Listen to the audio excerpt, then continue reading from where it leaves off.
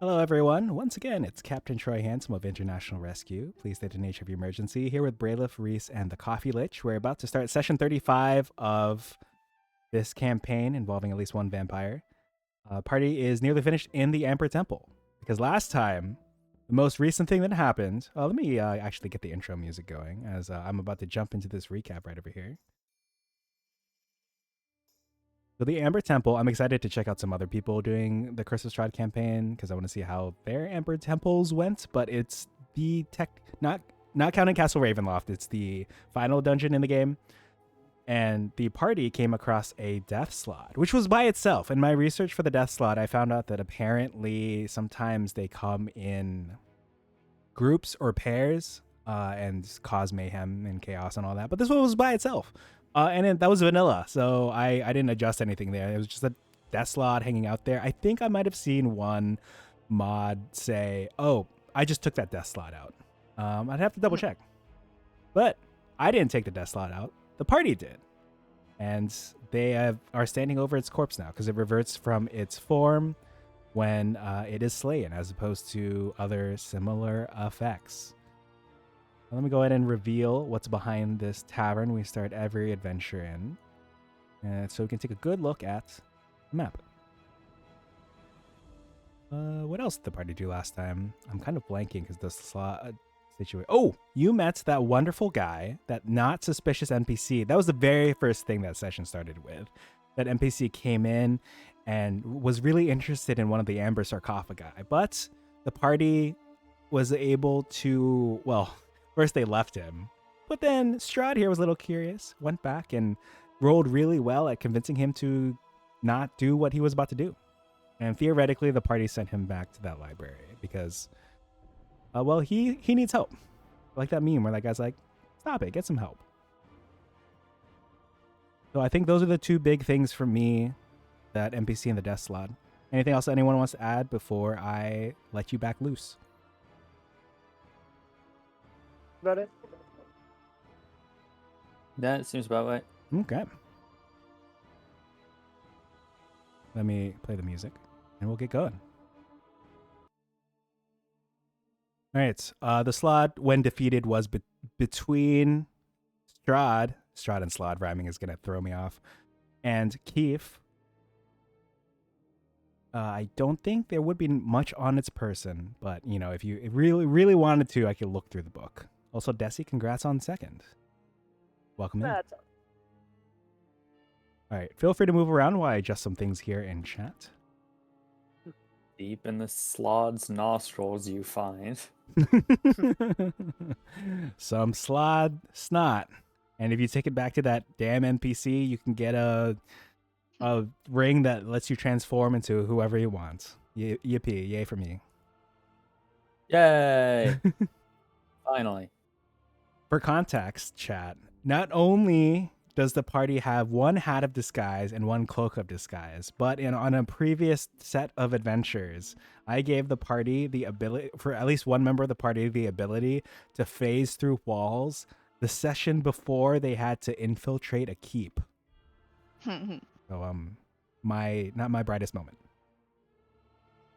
But I'm not gonna blame myself for that. I'm gonna blame the the one-shot maker for putting them in that order. Yeah, definitely not my fault for giving you all that item and crafting it. Yeah, I'll blame other people. I don't need therapy. I don't need therapy if if all of my problems are someone else's fault.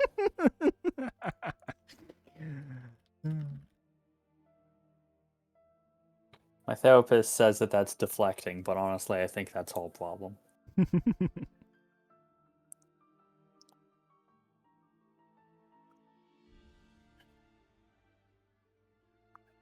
All right, I wanted to memorialize that quote. Thank you.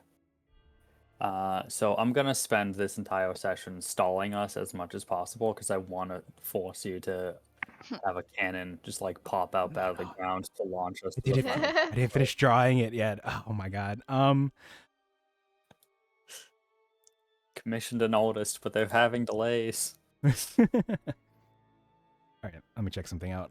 Amber Temple, 33D. I just want to double check to see if you looked up in front of you.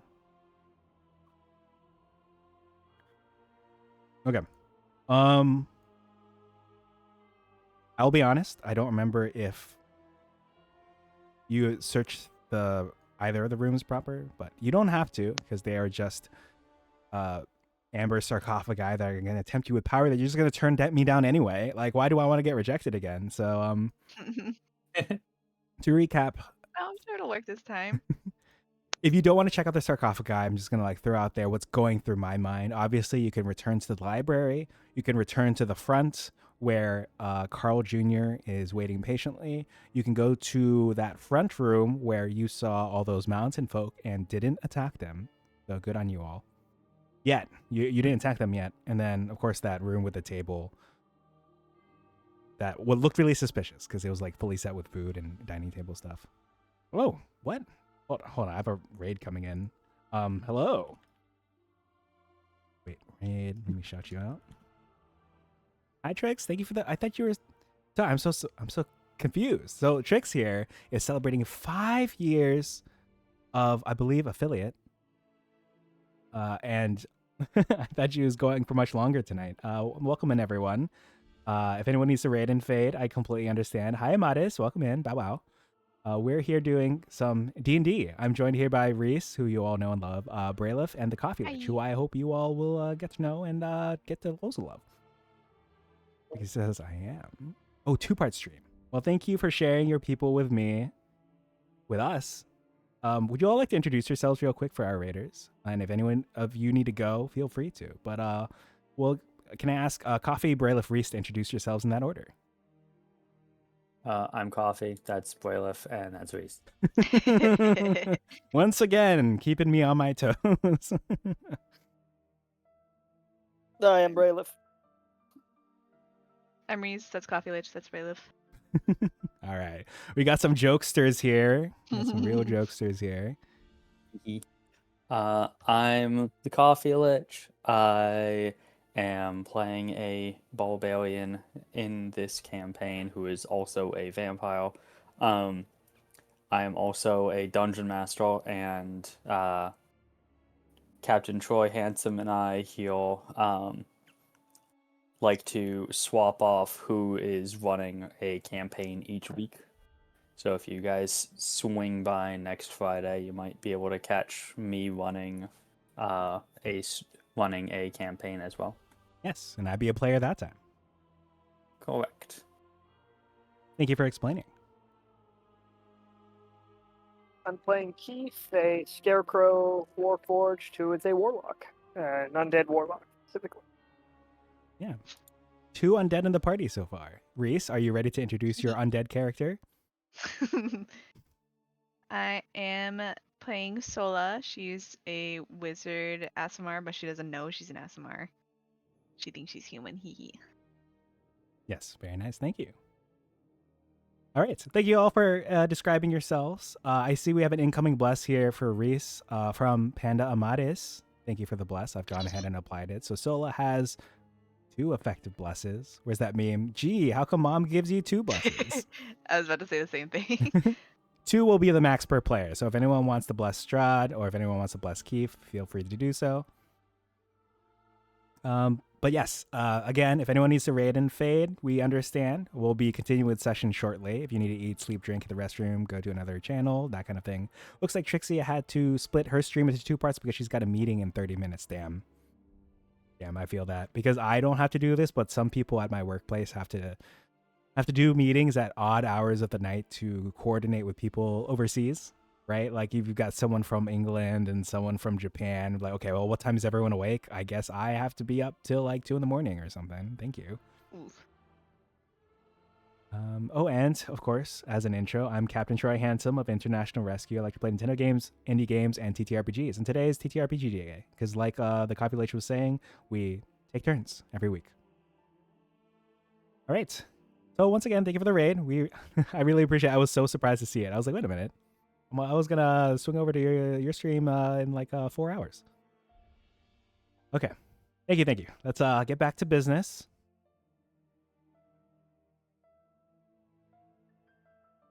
I guess the sandbagging doesn't need to happen at Strahd's behalf. Yeah. I think you already mentioned which doors we haven't gone through yet, That's but correct. I yes, wasn't yes. looking at the screen when you said that. Oh, that's okay because it was technically on the other map. Let me take Okay. you. I can take you all upstairs because I think you've pretty much explored the important rooms in this area. I'm gonna be completely honest. You can tell by that locked door symbol over there that your characters would know in universe that that door is made of amber, and thus would probably most likely 100% have more amber sarcophagi behind it. So at least as far as this bottom floor is concerned, you've explored every room except for that room and that room in the bottom middle of the map right over here.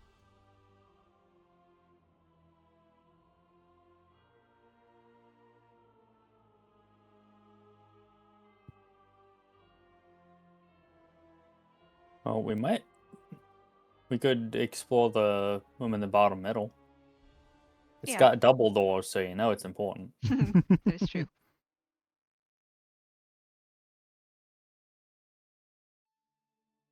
Let me What just- do you think, Bralef?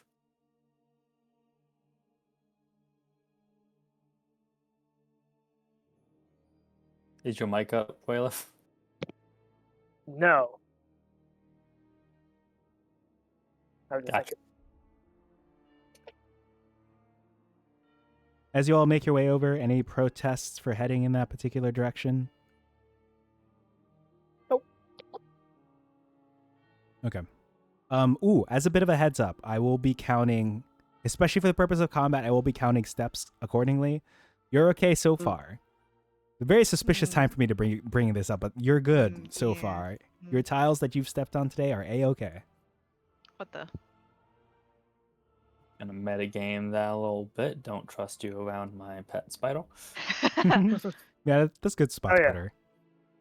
Carrion will be invisible on my shoulder, and oh yeah, I can just turn invisible on command. I'll do that. Wait, I feel like I ask this every session. Is that an at-will thing for you? As long as I'm in dim light or darkness, I can cast invisibility. It was Much to my massively bugged. chagrin. It used to be an invocation that's just like, if you're in dim light or darkness, you can turn invisible until you move or do anything. Oh, It's like, great. until you breathe. Fantastic. Now it's like, yeah, no, invisibility. Oh, welcome in, all Smite. Reese looks cute. I've never seen her. Oh, this is Reese's character, Sola, who is a divination wizard, human, quote unquote. She's actually an Asimar, but Wink. she doesn't realize that she's not human. She thinks she's human. And thank you for the compliments on my model, all Smite. I appreciate it. And welcome back, Trixia. How are you? I'm doing well. The party's doing well too. We started a little bit earlier than normal because I really got to get them out of here. I promised the party if they don't get out like in a reasonable time, I'm gonna stick them into a cannon and launch them out of this building. So I'm very excited to see how that pans out. Okay. I realized the stepping is okay. You all are fine. Like up to the doors, nothing bad will happen based on where you step. Thank you for the lurk, all Smite. We should talk D&D sometime. Hi, Daniel. Welcome in. Thank you for the daily check-in. Right on time to see this party. Wait, did I not mute myself? All right. These doors are also amber, but for some reason, the book has told me that the password that you're used to using, that guy said that you had heard, doesn't work here. You need a different password. I'll just tell you right now, if you happen to say the magic words, they would not work. They would not be magic here.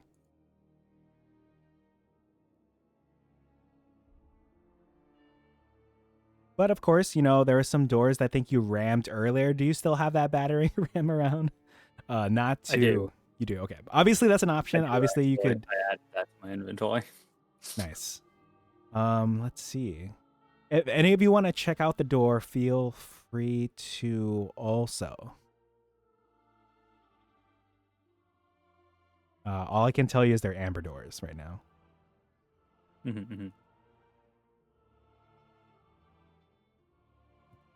Do I see any bugs trapped in amber, fossil style? Would you like to give me a perception check to see if you see bugs trapped in amber fossil style, as you put it? Sure. Would you say perception? Yes, please. Oh my gosh, incredible. So, with a successful 22 that you all can see that Rees rolled over there, let me tell you what you see. You can sense that a character can push open the doors with a successful... Wait, what am I doing? Just reading out the thing? Yeah, I don't care. A successful DC 25 strength check. You can also smash the doors in, but you sense that that might have consequences. So I see there's like some weak spots in here. There's like a mosquito trapped here. You could probably hit that. That's a weak point. There's a centipede over here. That's probably a nice spot to hit too and break the doors down. All I'm hearing is break the doors down. You I had can me help at... you with the battering ram. Wait, did you impart the consequences thing to them? I just have to double check. No. Okay. I'm very intrigued by the bugs in the amber. All right, that's fair. All right, so you all are bringing out the battering ram. I haven't looked at this since last session. What does it do again? What is the like advantage? +4 on the strength check. Very nice, very nice. Yeah. And you have advantage on the check if, as Bralef was saying, he helps Stride out. So go ahead and roll me a successful DC 25 strength check. Would athletics work? It does specify just strength. Well, yeah, but athletics is a strength check. Yeah, but they usually say Like strength, parentheses, athletics. So I think that in this situation, if they're not saying that, I think that they want it to just be raw strength so that it doesn't include like your proficiency bonus if you took it as a skill. I see where you're coming from, Bralef. Wait, who's the primary? Who's holding the ram for? Like, who is making the roll? You are. Well, if you have a +4 on it. Oh, I see what's going on. Wait, what is your strength and what's your athletics? My strength is +5. My athletics is +9. Sure, you can use your athletics this time around. All right, to recap, Strahd here is primarily wielding the battering ram with the help of Keith here. We'll be rolling at advantage. Oh my god. So with the +4 from the portable ram, that is a total of 30. All right, with a dirty 30, you slam straight through the doors. And technically, given my legal background, I'm reading this description here, and because you quote unquote pushed open the doors with a successful DC 25 strength check, the consequences do not happen. If you had chosen to smash the doors and reducing them to 0 hit points because they have 60 and an AC of 15, then all of you would have suffered consequences. The consequences being necrotic damage. But, oh, wait, do any of you have 22 or fewer health? No, you're all good. Okay. Wait, 40. Hold on, I want to roll this for fun. This is just for me. This is just a little treat for me. Let's see how much necrotic damage you all would have taken. Okay, all right. 8. Ooh, so scary. If any of you had been reduced to 0 hit points with this damage, you would have been turned to dust. No body, no head. Uh-huh. Damn. Wow, you're right. Wow, we are wrapping up the campaign quickly. All right. Is that a normal necrotic damage thing, or is that just this specifically? Oh, just this one specifically. Okay. Gotta love those end game dungeon mechanics. Anyway, you guys looking forward to the Vault of Dragons and Waterdeep Dragon Heist? Yeah. Also, I love the idea of specifying that a 30 was a dirty 30, so that people are confused and think you rolled a natural 30. Damn. I was going to say dirty 30 before Coffee said it, so I also feel called out. I didn't say dirty 30. Oh, that was You're just the one me. who said it. Okay, Yeah, my that was bad. Sorry, I tried to put the blame on some... What was that quote I made earlier about... Oh, here. I know it is quotes. Yeah, it sure was a stupid thing Reese said. Okay. I've pasted the description for what you see before you. Oh, sorry, smell before you. And let me go ahead and reveal the room. You smell the Yeah. horrid perfume of the ancient dead. Stone niches along the walls, or niches, I actually don't know how to say it when it's in this form.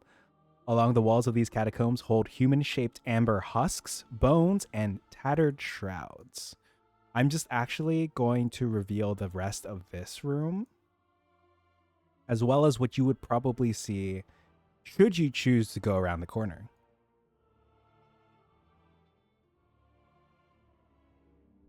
Place is weird. I guess it lives up to its name. Amber Temple. How'd they get all this amber? Maybe it loops around to being weird again because they're too literal.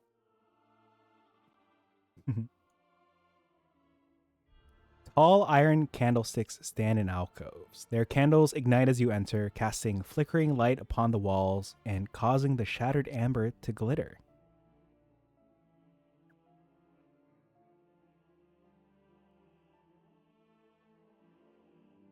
More skeletal remains fill niches in the walls of this smaller annex. The amber husks that once preserved them smashed beyond repair.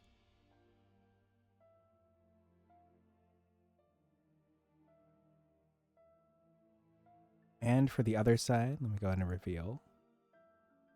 Surprisingly, for this other side, you'll see that the niches set into the wall of this annex lie empty except for a thick coat of dust. Welcome in, Steezels. Thank you for the daily check-in. Steezels is going to go live in about 4 hours or so with some Hades 2, I believe. And I saw we were all talking about Hades in the server earlier. So, timely. I feel like I asked this when we first fought like the Amber Golem. Amber's got to be worth something, right? Good question. Worth. Wait. Hold on. Let me just preface this. Like 2 sessions ago, this party right here, chat, had collected insane amounts of treasure in a campaign where I normally don't get to give them any money at all. Like they have things worth like hundreds, or like this chariot. There's a spider in this party pulling a gilded chariot. This chariot is worth 750 gold. I have an obsidian scepter worth 2,500 gold. 2,500 gold. Who is your DM? They need to be drawn and quartered. I'm sure we will get plenty of opportunity to spend this gold. True. Always I have just something bribe- to say about the gold in a campaign. Almost like it's one of the cornerstones of the entire game. Not so much these days. Yeah, I guess not as much in 5e, but still. I should stick with you guys considering how half health I am. Diesel says, in response to the comments that the amber husks that once preserved them have been smashed beyond repair, that someone sure was thirsty. Okay. I do Drinking the skeletons. drinking them bone dry. Oh, cool. Reusable boba straws. Thank you for the pity fake laugh. Anytime. I'm always available to pity people. All right. So yes, lots of bones, except for this room where there are no bones. Damn. I was hoping that there were more bones over here.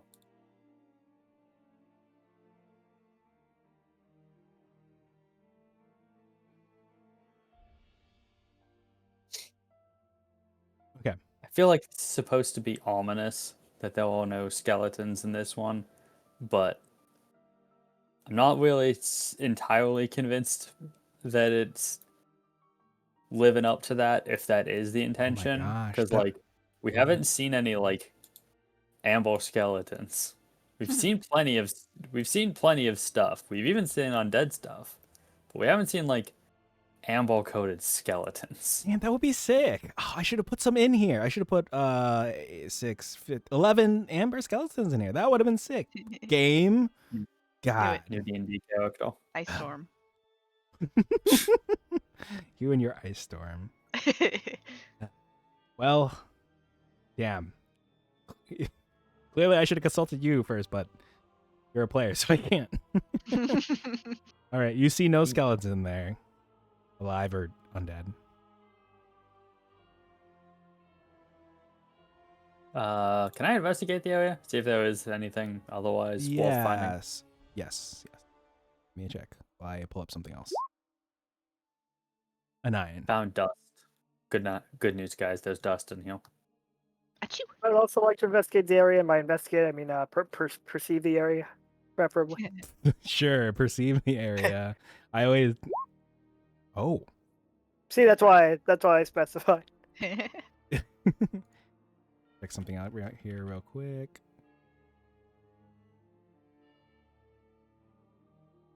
Uh-huh. Okay. You find a singular amulet, Keith. Ooh. Is it cursed? Is it cursed? Is the amulet in the catacombs? I mean... All right, I started tuning to it. Wait, hold on. What kind of idiot makes an amulet that's not cursed? It's a gold amulet that is shaped like an upside-down V.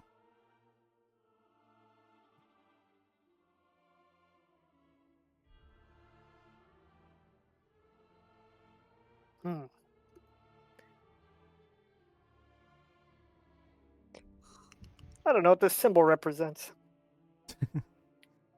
I don't know either. I know what it does, and I know what it's for, and I know what's Ooh, it does associated with.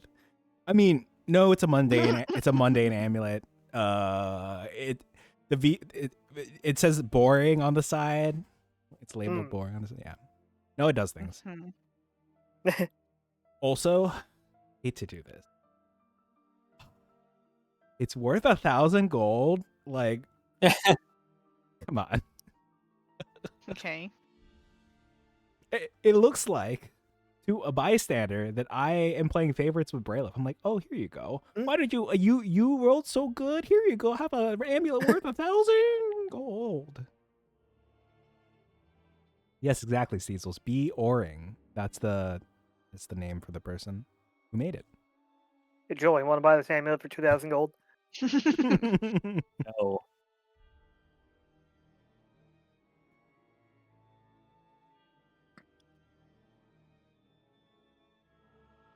Well,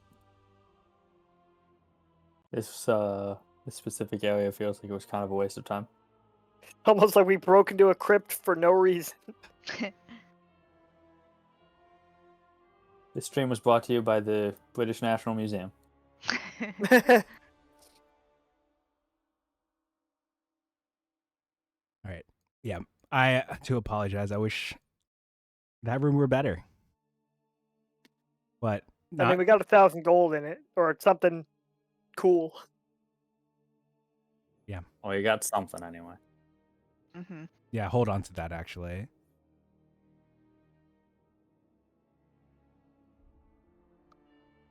Okay. That's pretty much it for the lower floor if you want to go back up. Because again, to recap, the only room you haven't explored is that bottom left one, and that one is just an amber sarcophagi room. So unless you want some cool superpowers so that I can finally convince one of you to I don't know, succumb to evil or something, would you like to go upstairs? And if so, which stairs do you like to go up so I can adjust your tokens appropriately on the other map?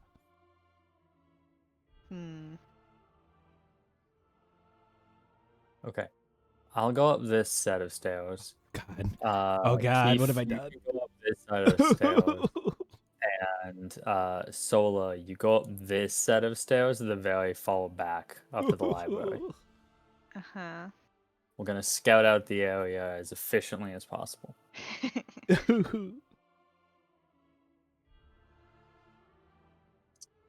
Okay. I'm gonna make an executive decision here and assume that you're all going up that left set of stairs, perhaps, since that's where Strahd's at. Probably. Oh, I thought you were gonna be like, I don't think so. I like that plan. I am gonna split up. Yeah, I don't know why you would assume something like that. Oh, Daniel, thank you for the 10 stream streak. I really appreciate it, given my insanely wild stream timings. Sometimes I'll stream at noon Eastern. Sometimes I'm streaming at 8 at night, like tonight. Sometimes at like 9:30 at night. Thank you. It's much appreciated. Okay.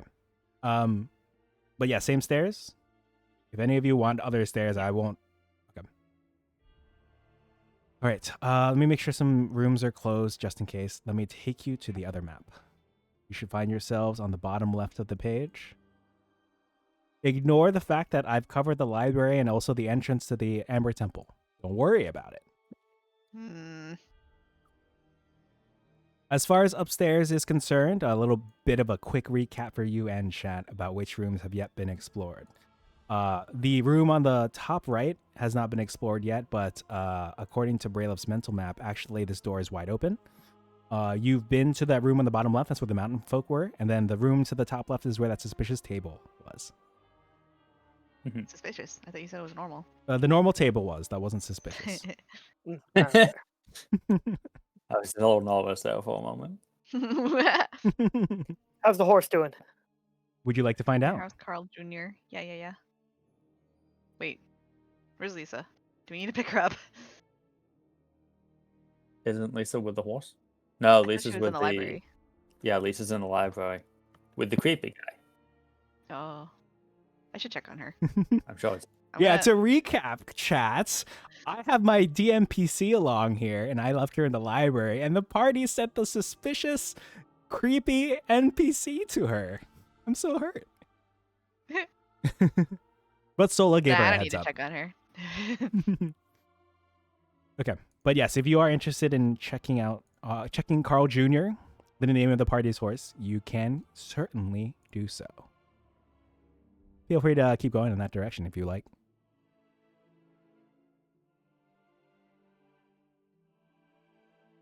Should I send Lisa a message? Did you want to? If you're asking me, it doesn't matter to me either way. If you want to ask the party, feel free to do so. Yeah, like, did you want to leave her here, or so that she stops stealing our kills, SMH? It doesn't matter to me either way. If you go back, I'm not going to do a thing where I'm not going to serve consequences because you left my DMPC. You know what I mean? Like, I'm not going to be like, oh, you're so mean, grr. I'm sure she's busy reading a book, you know? Yeah, I'm pretty sure the horse is like right here. not anymore, evidently. Yeah. Okay, I'm gonna send Lisa. I'm gonna upcast sending because I'm out of 3rd level. But I'll send her a message. Be like, "Hi Lisa, we're getting ready to leave. Are you coming with?" Oh shit! Oh no! Oh fuck! Huh? No, not for that. Just because now I have to actually make a decision. Normally, as a DM, I like to kick those problems down the line, but now you're like, because of the fact. Okay, think of it like this: you're walking away from her to check on the horse. So to me, I don't have to worry about that problem until 30 minutes from now. But now that you messaged her, I had Well, to, like, I had to go back. asked what you wanted, and you said you can do whatever you want. So Got a point. She said, she'll reply with, "Oh, you know what? I think I'm okay here. I'm sure I'll find. I'm just really engrossed in this particular activity I'm involved with right over here. I just have fun. Have fun." damn, she hates us now, guys. Oh no. She said verbatim, "I hate you guys. Leave." What the heck? Just kidding.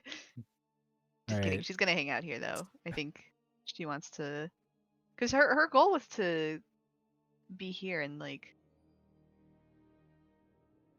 get information, right? Her goal for coming to this temple, a goal that I feel like technically might kind of align with yours, was to find out information about how to defeat Julian, the leader of the realm, or whatever is going on over here.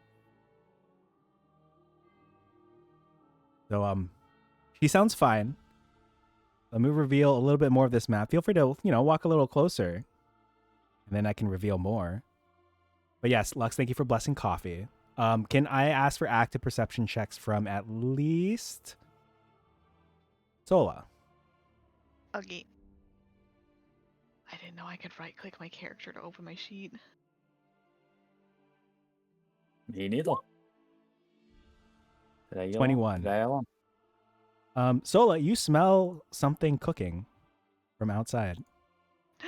Carl Jr. Learned how to make burgers. Wait, what was that? He learned how to make burgers. You're right. You know, in retrospect, maybe we shouldn't have named the horse after a restaurant chain. So how hungry is everyone? All right. I don't get hungry. You all step outside and you see, not only do you see Carl Jr., you see another horse. You see a lady who is in the middle of cooking.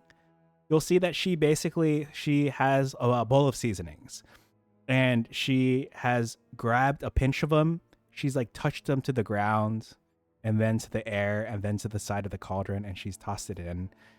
And then she sees you all and she'll say, "Oh, there you are. I thought you'd never come out." Do we know this woman? Above the table, you know what? Anyone who wants to know they know this woman, can I ask for a history check? Have I heard her voice? Yes, you have. Is she the lady from the? Is she the lady who's the original owner of the wagon? To recap for you and chat, primarily for chat, this party right here, they're in a tower taking stuff, and then they also took this wagon because Bralef pulled out of his robe of many things the draft horse and whisked the wagon away. But before the wagon situation, they're at the top of a tower. Someone was trying to go up the tower and went up the elevator, but one of the party members said the magic word and caused the elevator to go back down. And so there she is, muffled yelling from the first floor. Then you all abscond with her wagon, and here we are. So yes, at least to you, Keith, the voice sounds familiar. She is stirring away at the pot, and she's looking at you all, and then she also will step a little bit closer and brush the horse next to her. I'm pretty sure, based on directions, I don't remember which one. I think because of the fact... Oops. I think because Carl Jr. was facing with the wagon, I'm pretty sure that Carl Jr. is the horse on the bottom of the screen. So she's going to pet Carl Jr. and keep stirring the pots. Now I'll leave the floor back to you all. Oh, it's you. Do we know I think she's the one we took the wagon from. her? Ha!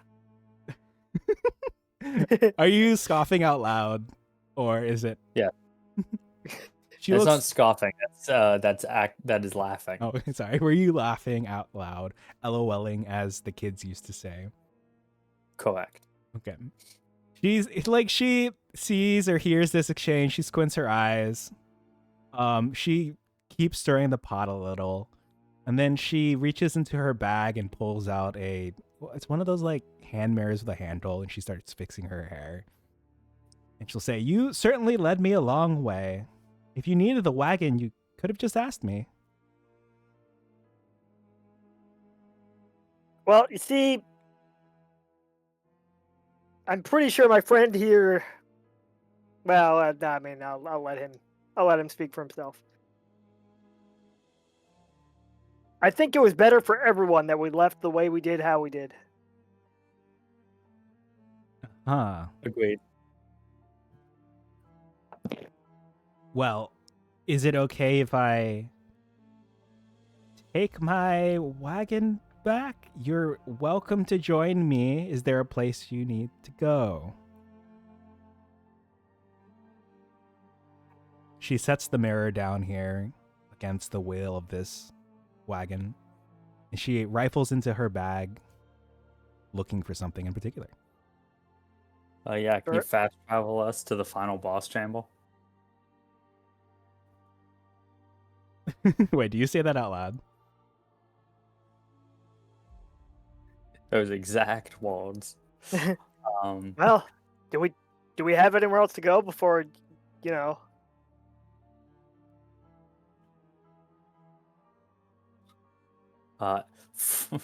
from a metagaming perspective, I think we were planning on trying to like recruit the dude whose sword I stole as an ally. Oh yeah. You know what? Yeah, we True. could stop by there. What was the Arquebus stole? Yeah. Correct. So they probably don't even know who the hell we are at this point. Hmm. With how Well, everything else in this We still have the blessing. So timeline is gone. That is a good point. You did have you do still have the +1 to AC in the saving throws. So presumably the beacon has still been lit. And speak up the devil, the woman will kind of sniff the air, but not the stew or whatever she's working on in here. Not the blood. I mean blood? Who said blood? She's gonna sniff and say, someone's got Taroka cards on them. She looks around. Her eyes will probably land on Stola, but I think Rees is away. So she'll at least continue with that. She'll say, I smell that someone's got Taroka cards on them. yeah, probably. She'll sniff Yeah, again, and her eyes will turn towards Keith. And she'll say, you don't seem like you read. What are you doing with Taroka cards? Were those the fortune telling cards we got? Yes, correct. For context, for you and for chat, the party at the very beginning of the campaign went to Madame Eva for a reading of Taroka cards to show where the randomly generated MacGuffins were placed throughout the Curse of Strahd campaign in Barovia.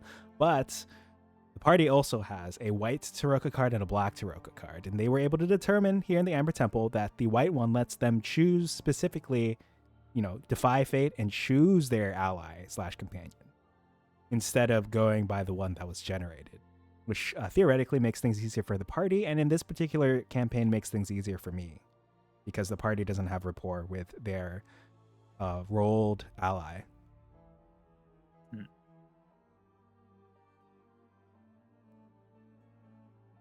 So yes, she'll say, like, I smell, and it's on you, so she'll turn to you and ask you what you're doing with them.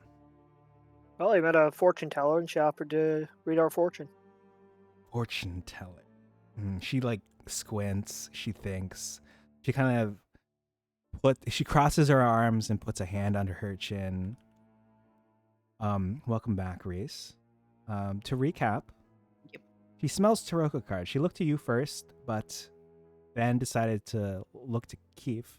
Keith has just informed her that the party had went to a fortune teller before. Which actually, sorry, you had also gone to a fortune teller, but different readings. She'll say, was it Eva? Is she giving tellings out to everyone these days? What's her name, Eva? Yes, her name's Madame Eva. Yep, that's the one. She pinches like the bridge of her nose. And she'll say, okay, so she gave you a reading, but how come I smell some more on you? What have you got? And she goes back to, is she also Madame Single? You know what, Lux, you have triggered a, what's the word I'm looking for? Like a cutscene? A player handout. It is my pleasure to introduce you all to the character in front of the special edition copy of Van Richten's Guide to Ravenloft. The lady here on the right. Fancy. Yo. And as far as Madame Single goes, I think, you know what, Lux, why don't you roll me a d20?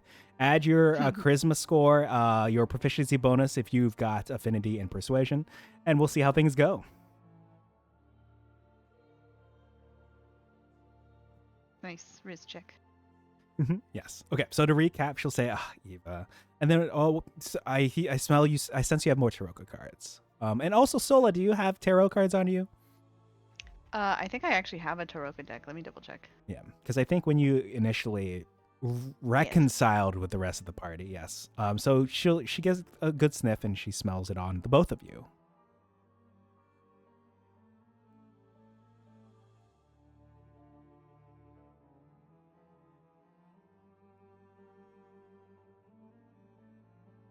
Okay, so Eva's handing out readings. I sense you all have cards on you, but yours smell different, and yours. So what brings you here? Taking my poor wagon this far.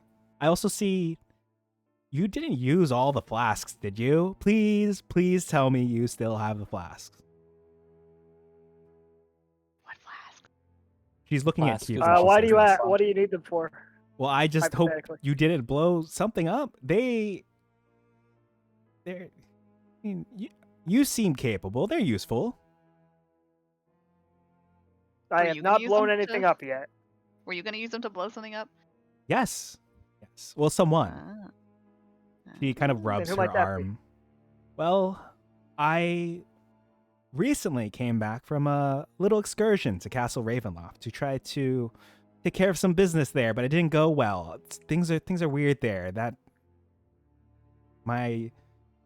Things are weird there. You're gonna blow up Julian? That's the plan. More of a plan F, really. Obviously, plans A through E fell south. But sorry, any of you Well, want good some news, of this? that was our plan for it too. Okay. Arguably, our plan A. It's kind of the direct approach. The direct approach. I see. Can't And- wait for him to be immune to fire damage inexplicably. He's immune to terrorist attacks. Well, It says right here, he's immune to alchemist's fire specifically.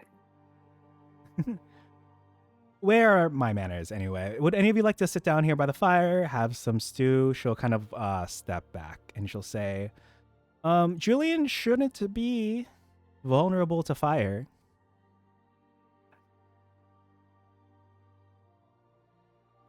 Like it shouldn't work at all. Oh, no. It's just fire deals normal amounts of damage. Oh well, I mean, In you got theory. like 100 of them, right? So that should do it, right?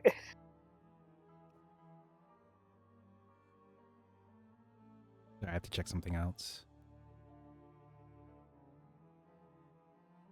Seems like you have access to his monster stat block. Could you show it to us? I don't just show Let's that see. to Are anyone. we talking like 6, 7? What's the upper limit on this combat repertoire that you think you can handle, she'll say? That's a good question. See, Julian should have a combat repertoire about, if I had to put a number to it, maybe 15, but the one I saw in there, it didn't seem right. It didn't seem accurate. I'm not 15 sure was, what's going was my actual genuine guess. Okay. Well, if you can handle 15, then maybe you all aren't. Well, tell me. Okay, you said your plan A was the alchemist fire, but before taking my wagon away, what was your plan A? She'll start pouring some soup into her bowl. Well, into a bowl, and she'll step forward and she'll offer it to Strahd because you're the closest.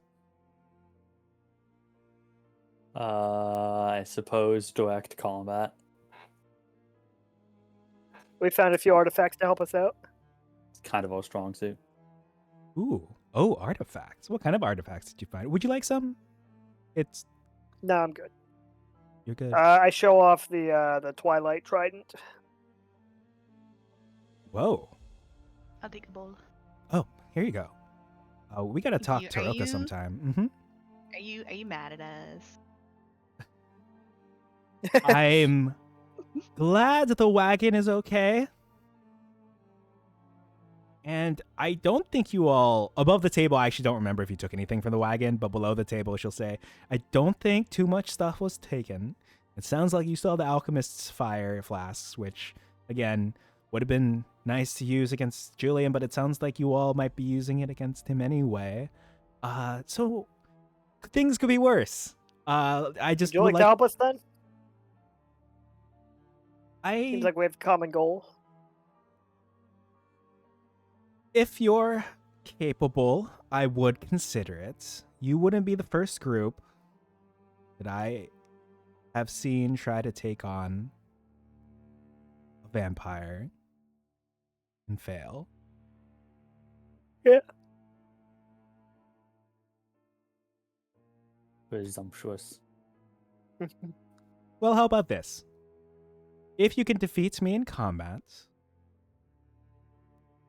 then I'll be able to judge your abilities and see if you're fit to take on Julian.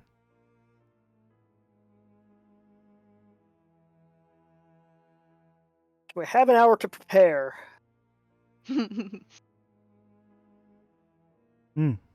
What the soup is for. Wait, what would you, above the table? What are you trying to prepare? Or is it because you wanted that A short rest? Yeah. Oh, she'll say, "Fine. Yes. I've had time to prepare. It's only fair that you have time to prepare too." All right.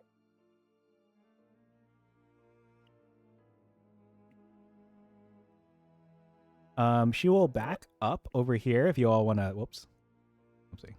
You all want to surround yourselves around the fire. Let me go ahead and swap over the music to. I want like a specific dancing theme that I know I've used for something else.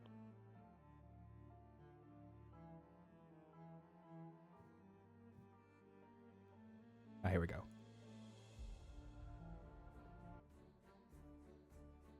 All right. Feel free to take your short rests, everyone except for Strahd, because it sounds like you will not benefit if you take a short rest. But the rest of you can go ahead and take your short rest. So feel free to expend any hit dice. Get anything back that you normally do on your short rests. Speaking of short rests, we'll be taking a break in real life pretty shortly. But as you all are resting, the NPC will actually say, "By the way, what are all your names? My name is Ezmerelda. Pleasure to meet you all. Glad my stuff is safe. Thank you for not blowing it to pieces." Yeah, your chicken was very nice. She kept Chesky nice company, and Chesky will step out and do a little bow. "Oh, hello there. How are you?" she says specifically to Chesky. Chesky will start tweeting back. She'll also start tweeting back. Oh. She'll reach into her pouch and find some little. Can Chesky have like dried corn kernels, or is that like not good for? I don't know actually. It's probably considered unhealthy because corn is very like high in sugar. What's a But good if thing she for a has bird? like millets, seeds. Yeah, she'll reach in. You'll see that in one of her bags, her arm goes unusually deep, but she'll come back out with a handful of seeds and present it to Chesky. Chesky will get visible heart eyes and immediately like flutter over onto Ezmerelda's hand and start munching. Cute.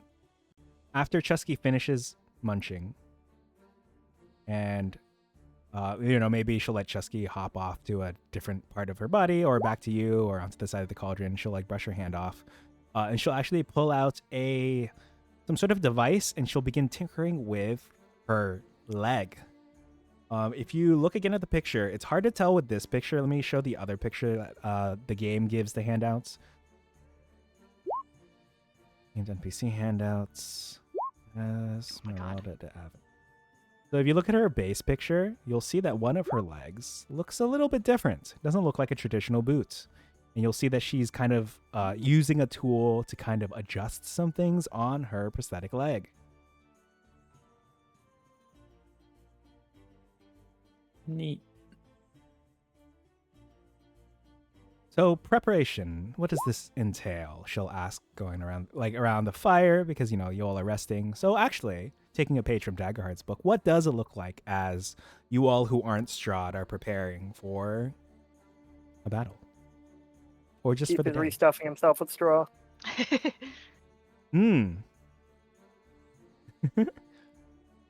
Sawing himself back up. she nods approvingly. What about you, Sola? What do you look like when you're resting or short resting? Sola will probably look like she's meditating. So like cross-legged, eyes closed, deep breathing. All right. Cool. Nice. And then Strahd, even though you're not short resting, is there something you're doing? You can't eat. I don't think. Yeah. Actually, what are you doing?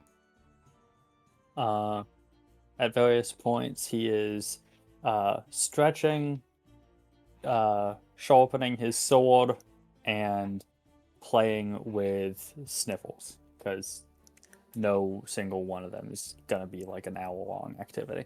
Ah, cool, cute. Okay, cool. All right, so with that, we're going to go ahead and take a short rest in real life. We will go ahead and take a little break, run some ads so that people don't run into pre-rolls on their way in to check out what's going on in session. So those of you watching in the future, we won't be long. Those of you here in the present will be about 3 minutes. See y'all in a bit.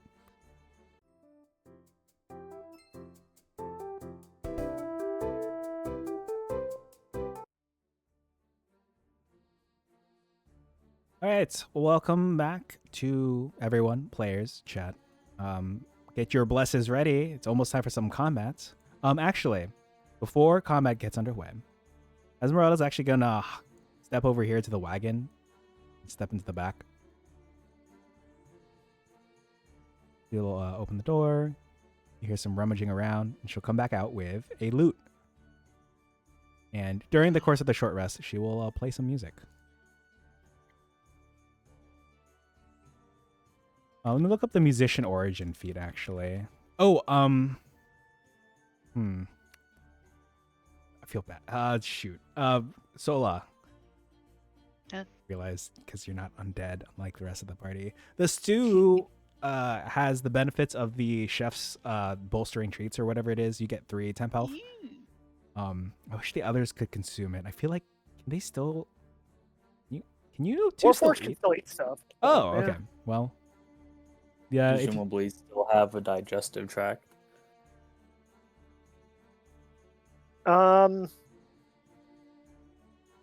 What is her wisdom modifier?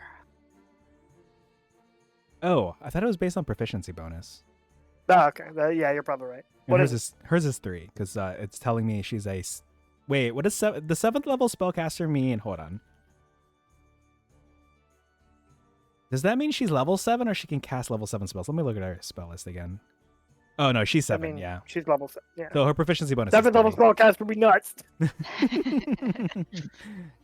Yeah, don't worry. She's not. I like looked at her spell list. I'm like, oh no, we're good. Y'all are good. Also, welcome in Zap. Hi, Zap. Okay. For how are you all doing on heroic inspiration stacks? To recap, I allow you to have heroic inspiration up to your proficiency bonus instead of base rules, which is 1. How much do you all I just have 1. You have I 1. think I also just have 1. I've maxed out at 4. Oh, God. Okay. All right, I'll keep that in mind. Wait. Hmm? I think I used my inspiration recently. Okay. Well, technically she is playing an instrument, and I will go ahead and grant you all the musician origin feat ability of you can all gain a stack of heroic inspiration. Yippee! Oh, I like the way it looks on the sheet. It like swirls in. Ooh. Oh, wait, does it look like a dragon or something? Let me see. Yeah. Yeah, nice. Okay. She'll put the lute to the side. She's gonna lead Carl Jr. over closer to the wagon. And she'll lead her own horse a little closer to the wagon. She'll like brush herself off and she'll say, all right. So to recap, I want to see what you're bringing to the table. You all ready to rumble? Yes. Indeed. Yeah. She'll step back to about here. And then you'll see her pull out her own weapons. You'll see that she's got a rapier on her left hip. You'll see a small wooden mallet behind it. On her right hip, you'll see a short sword and a hand axe. The short sword's in front, and the hand axe is behind it. You'll see she's got 4 belt pouches. She's wearing an overcoat. She has her hands behind her back. If you all would like to get into a particular position, feel free to do so. Or if you want to use the cauldron as, soft cover, I guess, that would, I wouldn't say no to that. I'll hide behind the juggernaut that is Carl Jr. Carl Jr., Yeah. go. I'll be like, I don't know, here. I'm gonna hide behind Ezmerelda and use her for cover. Life hack.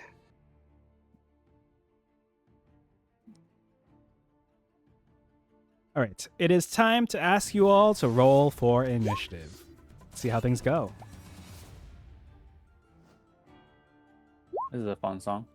Yeah, by Travis Savoy, specifically for 2 NPCs, one of which is Ezmerelda Davenir.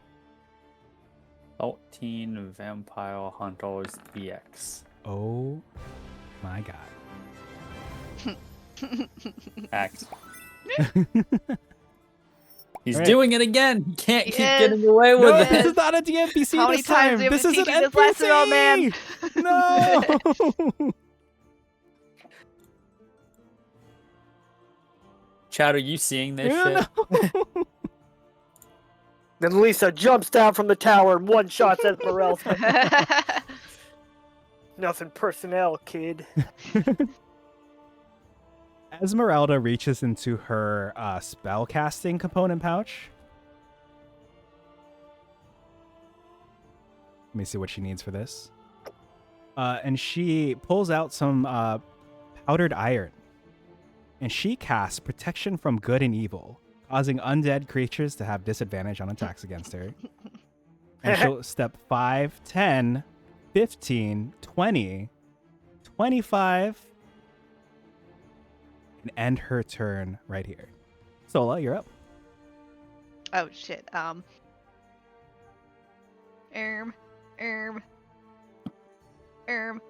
wasn't ready to go first. I feel that. I'm so glad that she just had a buff to put on. I didn't actually have to think about what's going on for her turn.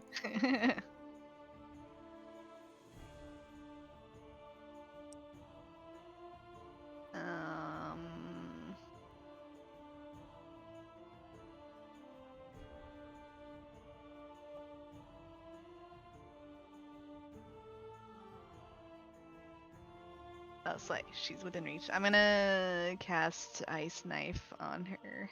Ooh, Ice Knife. Okay. Welcome in, Hive. Hi, Hive.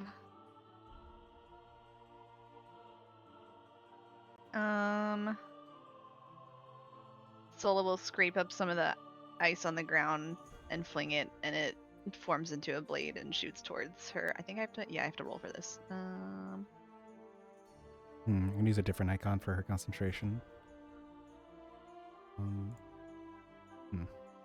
She fails.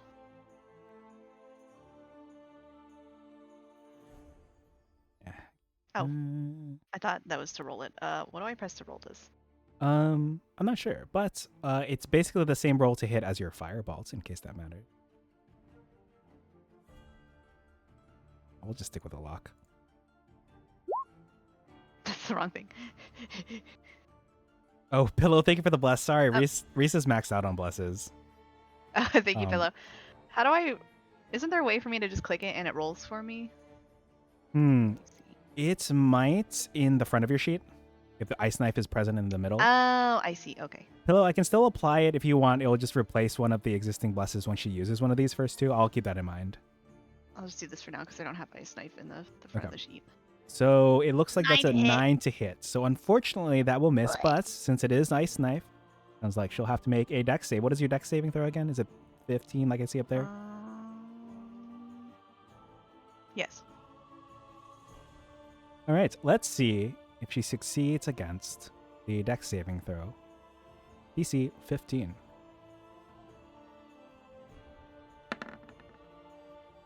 She rolls a successful 19, so where God that damn ice it. exploded.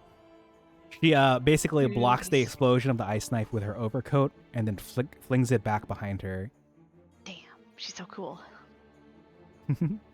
Hey, Pillow, congrats on beating Silksong. Hopefully that'll be me soon.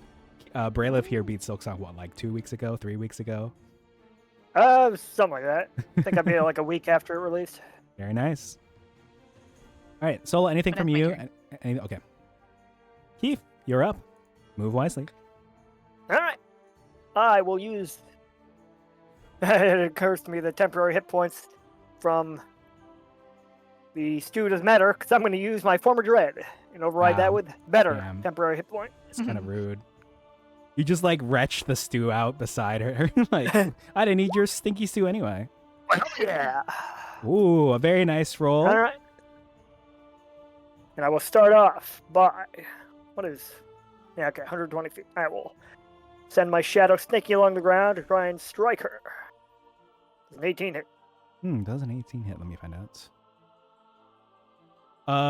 So you send your shadow snaking along the ground, but she will defend against it by casting shield. She also deflects it with the overcoat. Well, gotta try another one. I just click. Ha Ooh, so her AC is beaten by that. So she deflects it with the overcoat, but your second strike does hit her. For pretty good damage. 13 force damage. Let's see. And because I'm in my form of dread, she has to make a wisdom save and be frightened. Form of dread, wisdom save. DC 18. Okay, let's do the wisdom save on her first.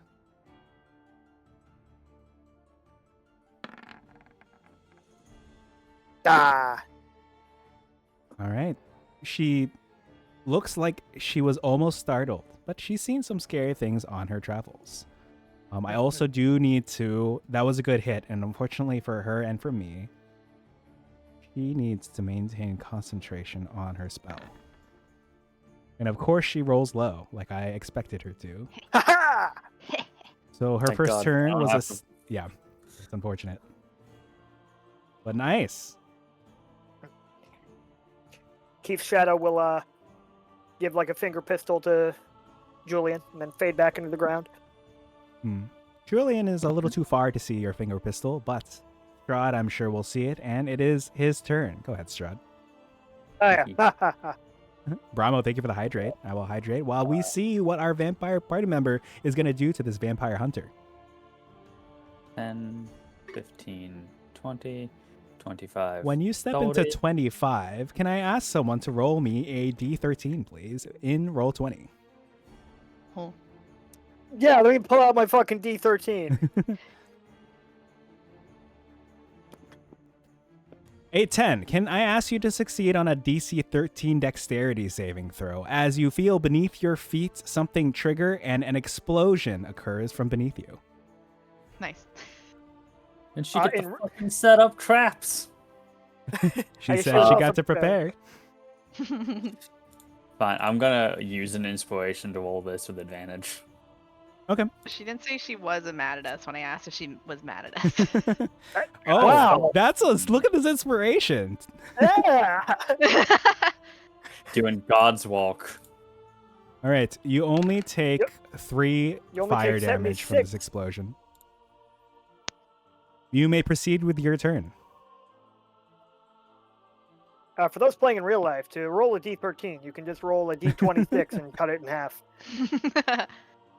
Like with a knife.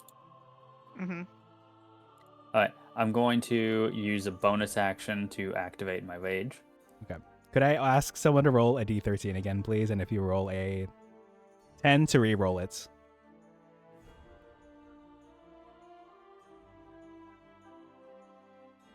Okay, before you bonus action, I don't want you to waste this. Can I ask you to succeed on a DC 13 dexterity saving throw? You Again? step on another trap, and you sense this one. You don't hear fire or like hissing of air for heat. Oh,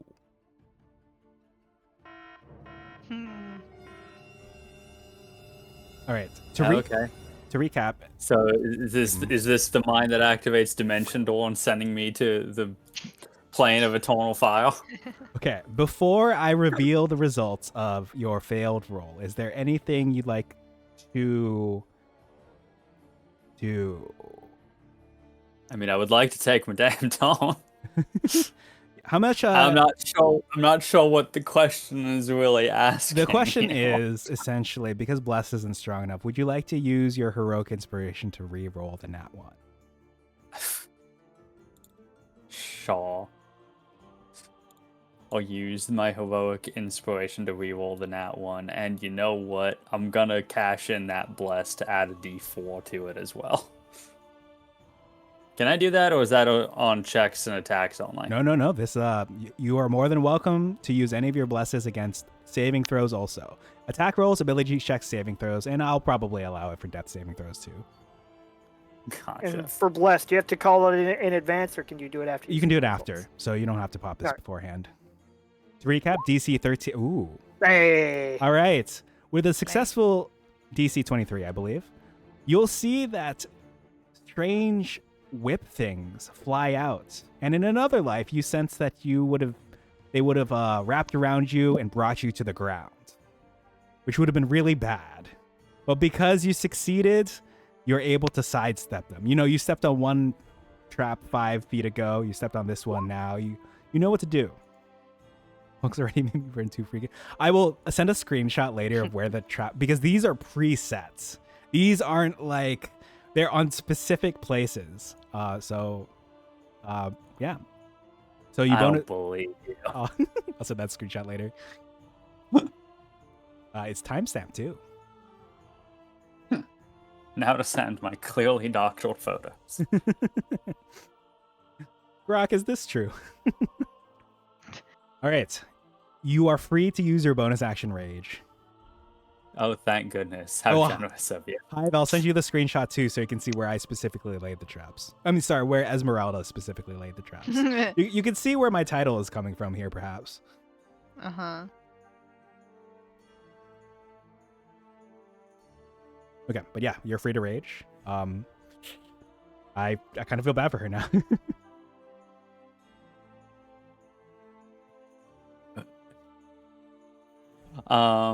Okay. Heading out with Spite's Bite. Oh my god. You can feel the emotion. All right. My turn. Strahd Zarovich with that, 2 nat 20s. All right. Good crit. Good crit. Strahd just like walks up to her, like having triggered both these minds. Just like ominous shadow across his uncomfortably calm face as he reaches for his sword and just goes, my turn.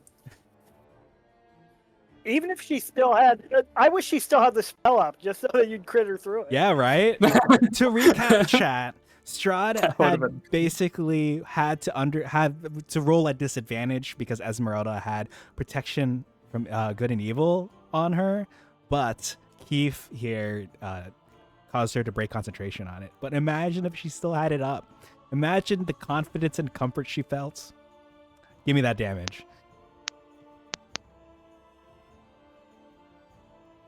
That is 10. Oh, wait, hold on. Give me 1 sec. Yeah, you got rage, you got your offensive stance. I also have brutal crits for being a barbarian. So let's see.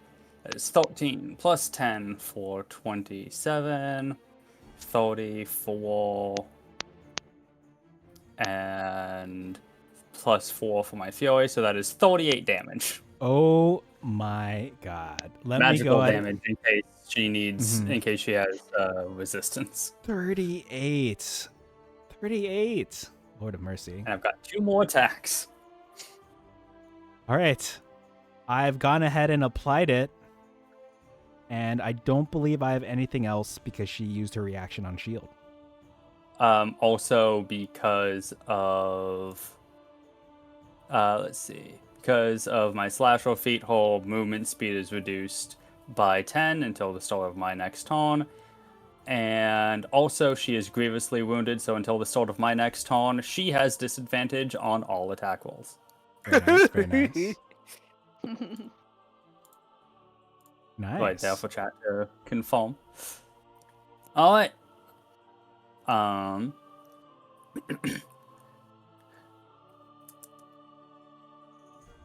Alright, so I've got 2 more attacks. I'm actually going to reckless attack so that I have advantage on these. Okay. Oh, give me another minute. Give me another second, actually. I've got stuff I need to double check. Sure. It's fine. It gives me time to see what she's gonna do because her movement's reduced now.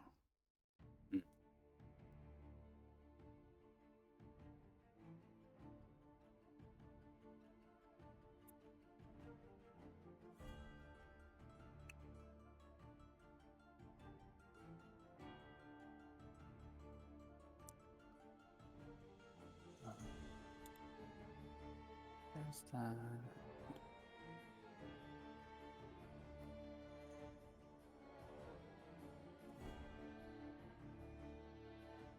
So what's the party fighting right now? Hive is asking. The party is fighting one of the women on the cover of Van Richten's Guide to Ravenloft, Ezmerelda de Avenir. For reasons I won't get into, the party hasn't met her until now, this late into the game. But, you know, different parties, different campaigns might meet her earlier. She might even be the ally for said parties, but this party's got a particular ally in mind. We'll see how things transpire. He's basically the, not to spoil for the party, but you know what? Let me mute myself real quick.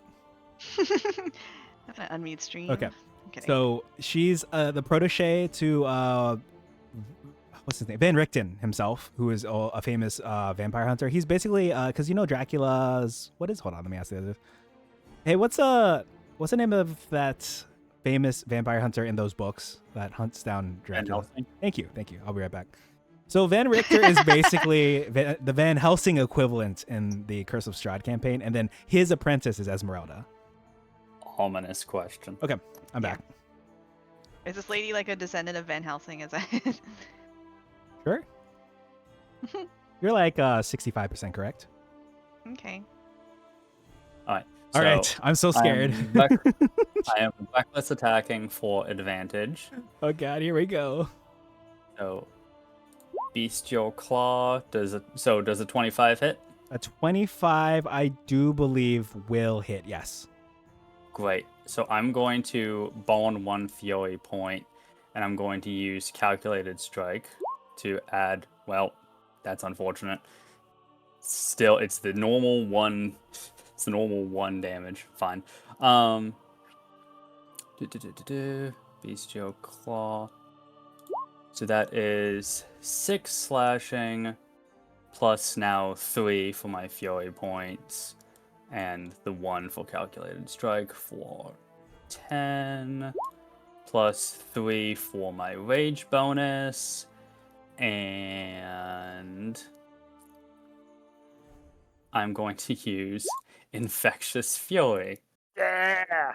Can I get her to roll a Wisdom saving throw? Ooh. DC for which is 8 plus proficiency for 12, plus my con modifier. DC 15 Wisdom save. All right, let's see how she does. A 13. She fails. Then she takes an additional 2d12 psychic damage. Okay. How much from the second hit first, in case? Oh my god. Holy shit! Look at this, chat. Second highest damage you can deal. So let's see. The second Bestial Claw did 13 damage.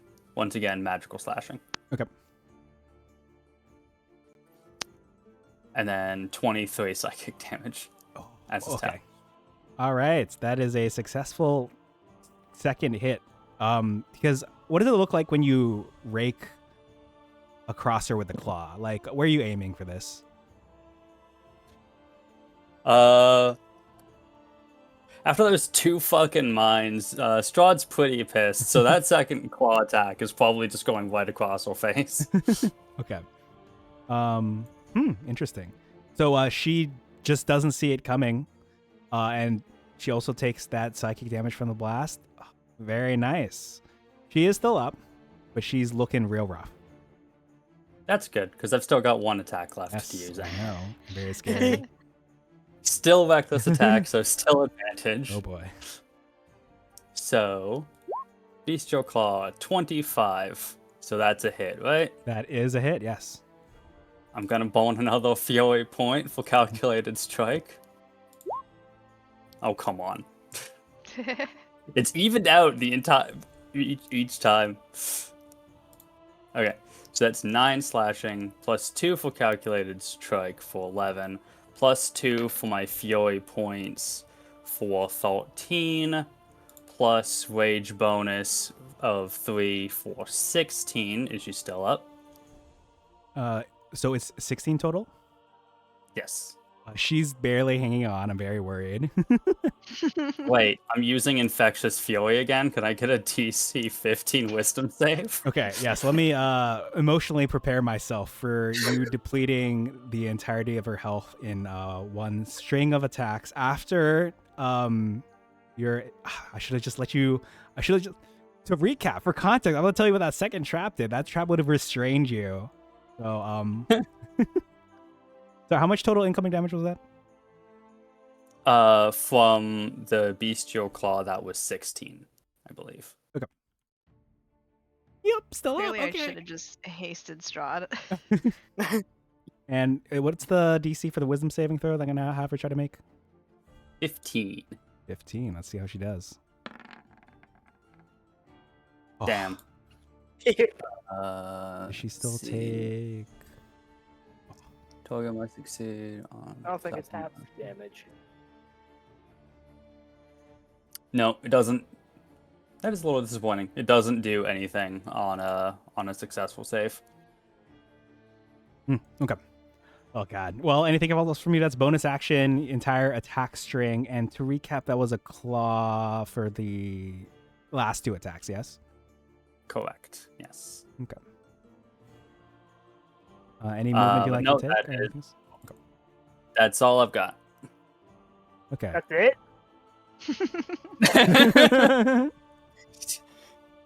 Sorry, I mean I had more going, but it's all. Sorry, I can reset all of my stuff and go again, but only if I successfully land a kill. Sorry about that. I'll do that How long does her lesson speed and her disadvantage last for? until the start of my next turn.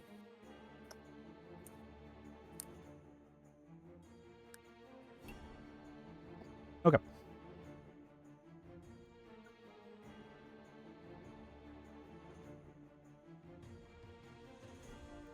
For her turn, she is going to reach into one of her pouches. I don't feel like looking up which specific pouch it's from. But she's going to use a bonus action to chug a greater potion of healing. That's not so bad. She will use her main action to cast protection from good and evil again, meaning... actually, it feels like a waste. Because you recklessly attacked her. Which means you would be... Her disadvantage would cancel out if she chose to attack you, which is tempting. For now, she's going to move 5... 10.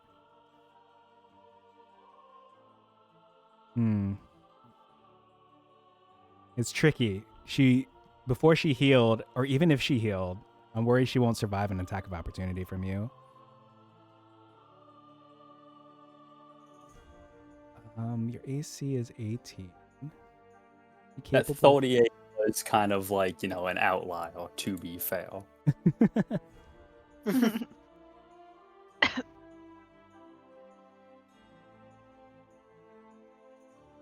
Okay. Sorry, give me just a moment. Okay.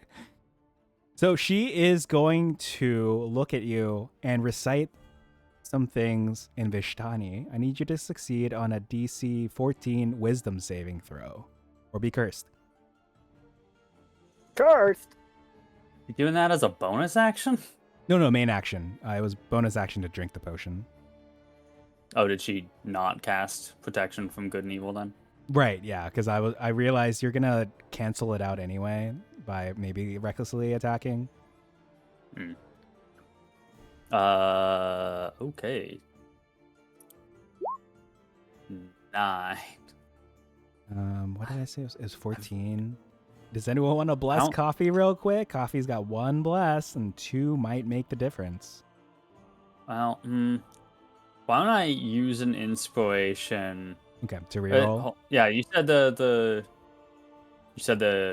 DC is 14. The DC is 14, yes, listed here on the sheet.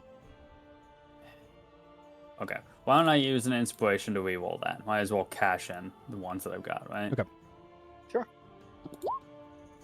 Okay, so that's an 11. I guess I'll take the chance on that blessed die. It's a D4, right? It is a D4. Hive also blessed you in case this one is below the required number. Best of luck. I'm going to go ahead and add a Hive's bless right now. It Hey. is exactly what I needed. Okay. Yippee! I will probably utilize, since Hive blessed right here, that will be from him specifically. So thank you for the successful DC 14 to not be cursed. Let me go ahead and, for fun, since it looks like combat's not going to last much longer, let me show you what her bless does. It gives you vulnerability to a type of damage of her choice. Ooh.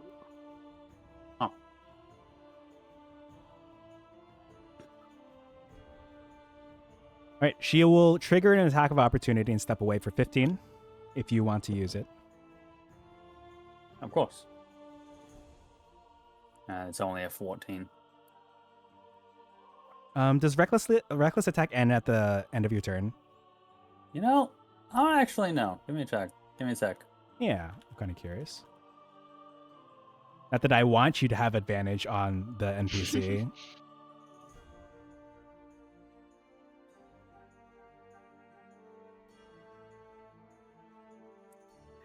During this turn, but attacks against you have advantage until your next turn. During this turn. I think it might not apply anymore. Yeah, doing this tone, I think, just means while it is actively my tone, not like for the rest of the round. Okay. So the 14 So. is going to miss unless you wanted to use Lux's Bless to try to hit her with this attack of opportunity.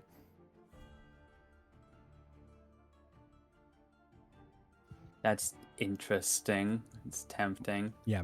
I will tell you, I'm offering that because there is a chance the Bless will bring you into her AC range. I wouldn't offer it if it was like, oh, no, you wouldn't have hit it even with the Bless, even with 4 to the roll. I thought she blocked an 18 earlier. She might have with a shield.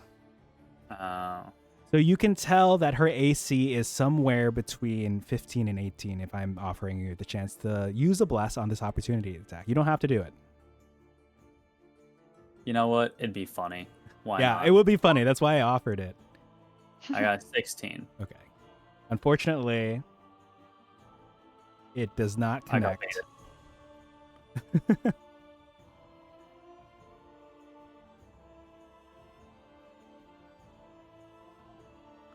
Uh, 10, 15. If she still had her action, it would be funny if she just moved in to attack you. 15. She'd do so at disadvantage.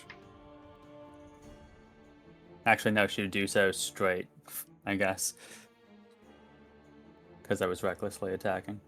No. All right, she'll move one more. Meaning it is Sola's turn. Okay, I haven't used this spell before, so I'm gonna use it. I don't think I have. I'm gonna cast God, I'm Erupting scared. Earth. God, what the fuck is that? Let me see. I haven't cast before. I'm going to cast Finger of Death. That's the energy I'm getting from Rees right now. Just like, I've never used this. What is it? Power Word Disintegrate. Let's try it.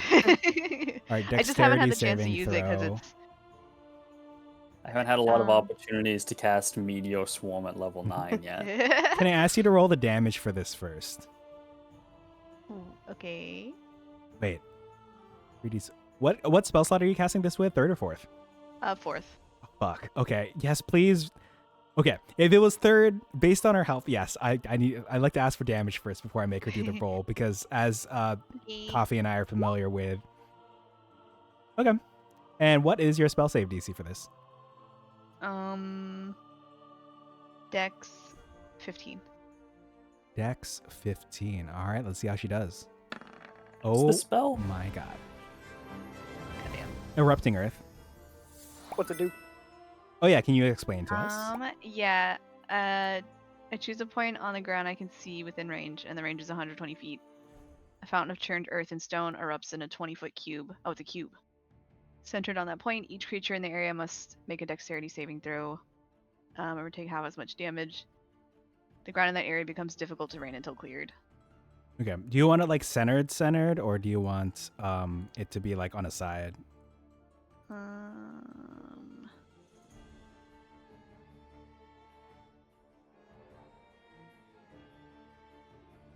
Oh, you probably want it to a side actually, so that it's more like Yeah. this, so that you don't get Strahd in it too. Wait, 20. That's pretty big, right? It's Oh, just a sorry, I 20 set the radius. That's my bad. So it should be 10. Okay. Well, that's pretty funny. Okay. So to recap, she does succeed, so she'll only take half of the 33. So I will go ahead and apply that health to her. Oh, what is half of 33? 16? Oh god, that hurts. The earth erupts around her. She looks so confused because this isn't the kind of thing that she or I have seen very often.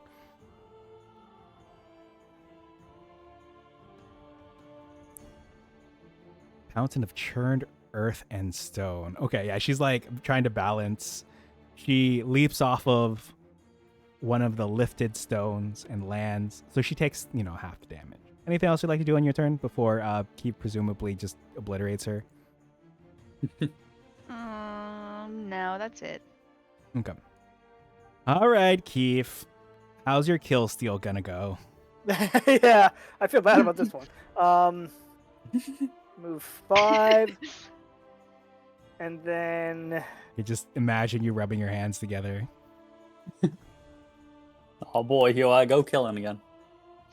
Carrion is going to ambush her with the invisible peck, Oh my god. which crits. For 8 piercing damage, plus 19 poison damage if she fails that save. This poor woman, that's how I'm feeling. Bursted down a ton in one turn. Ugh, so anticlimactic to me to have Carrion do it. But can you describe how Carrion is like cutscene knocking her out? You could have had Keith attack Faust. You could have done this with Keith. Oh yeah, yeah. Invisibly carry a demonic, like shadowy raven is suddenly gonna appear from nowhere, pecking at her face, which is gonna cause her to stumble back and fall onto Julian's sword. Stop. All right, you I want would think Not you're Leafly. supposed to be trying to kill all. for your benefits, she'll step back here where there was a trap listed. Can I ask someone to roll 1d13 and then reroll the 10 or the other one? I want to. Yeah, go for it. Yeah, help yourself. What the hell is this? Let me see what was rolled earlier.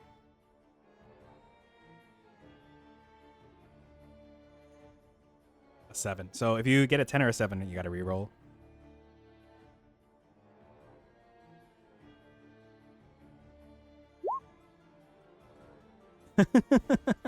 Nine. All right, let's see how things go for her. DC 13 dex save. Okay, so Carrion scares her into one of those restraining traps that Strahd narrowly avoided earlier, and that would have brought him to the ground. And she is now restrained also. And She lands on her head. I can go ahead and declare you all Poses victorious. triumphantly. All right, from within the confines of the trap, she'll say, all right, I ate my words. You all, I think, are more than capable of taking down Julian. Nice work.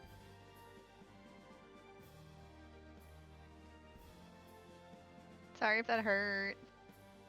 What? Wait. What the heavens was that? Traps? Oh, Are there any more traps on the ground we should be aware of? She'll say, hold on. She'll like hold her hands out. Keith, was it? Do not step to your north, your south, or your east. Stola, your southwest, do not step on. Okay. Let me I'm gonna put the tavern map over so I can send you all a screenshot. Oh, of- east. I thought you said west. I can send you a screenshot of where the traps are listed here. Carrion sends her stumbling back, and she lands on the mine that just says "explode and go to hell forever." Whew. DC 10. Interesting. Wait, DC 10? Talking about the trap that explodes and sends you to hell. Oh. DC 10 charisma save. Interesting. I had to do like a double take and then a triple take on this one, but sure enough, it does say it's 100 D99 damage. What?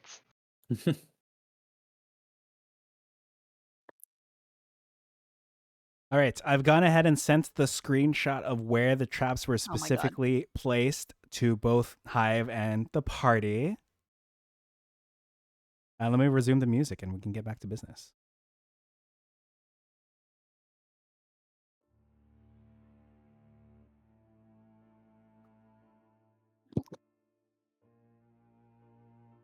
Oh, before I forget, was I able to identify that amulet during the short rest? Oh, yes, you were. So the amulet allows you to control and to summon and control. Okay, here's how I'm gonna say.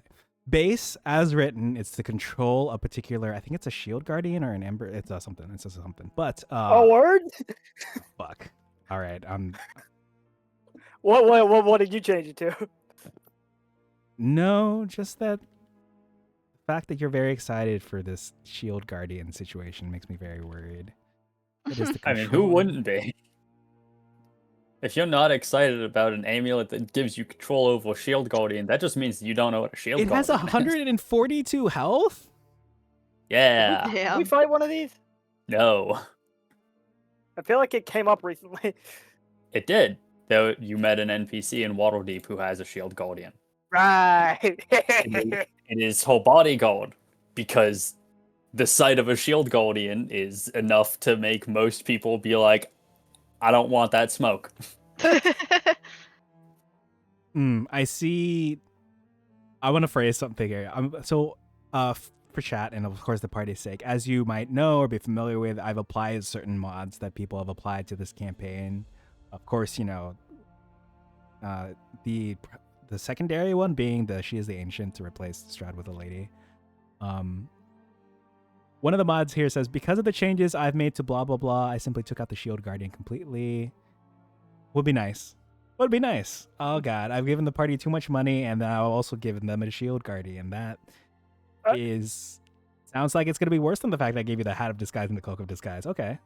Due to making Strahd be instantly killed by shield guardians, I've removed the shield guardian from the module. So simply don't give. So how's it work? What's give me the details. Let me go back to the page. Let's see. It is what does this say? But ratio one if the solitary focus is to protect. Can command you, so you can command the guardian to attack its enemies or to guard the wielder against attack. Oh god. Attack threat. Oh no. What have I done? Oh god, this is worse than what's something really bad I did in this campaign that really fucked me over? Well, I think this is worse. Whatever else I've done in the other 34 sessions of the campaign, this is the worst thing I've ever done. Yeah.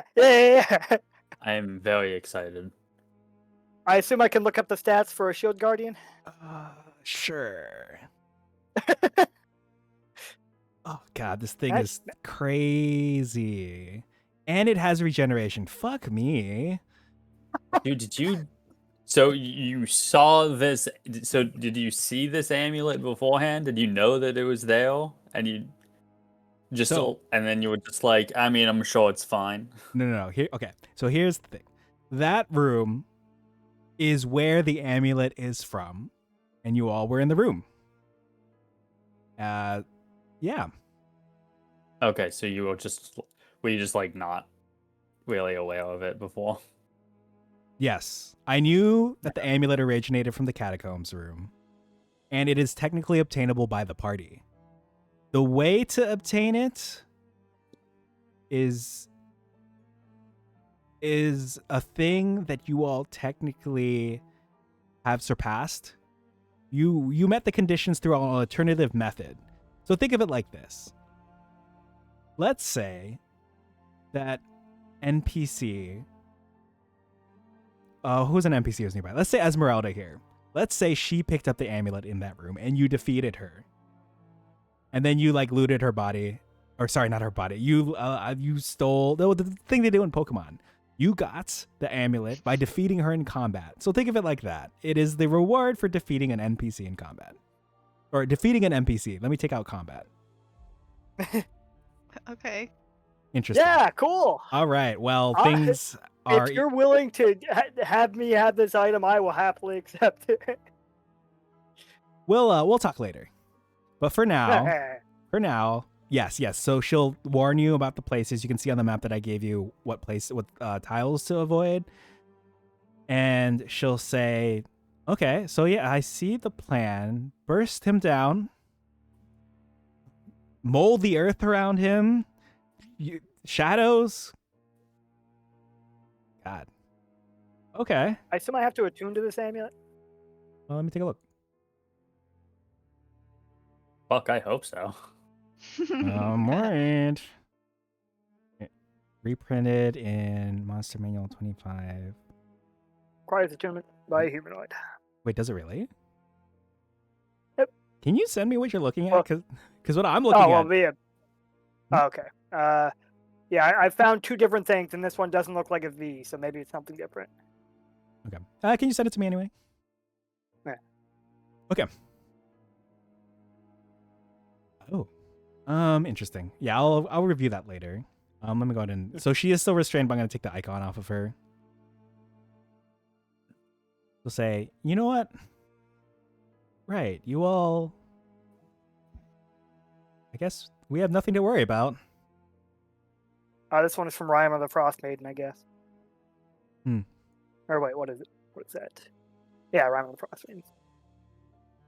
Interesting. When I hover over Control Amulet in the book, in like 5e tools, it links me to Master's Amulet, and apparently there's also a Monster Manual I found 2025 that version. too. Okay, that one is probably more likely to be the one that you found. Which sucks for me because Well, I I think this guess one doesn't require attunement. Yeah, when do I have attuned? Right, Anyway? I got to readjust. I have to readjust the game plan. So anyway, so she's like bound in the restraints. She'll like reach down. She'll press a button on the trap, and the restraints come loose. And she'll brush herself off, and she'll say, "Okay, yes, I clearly will admit that I underestimated you all."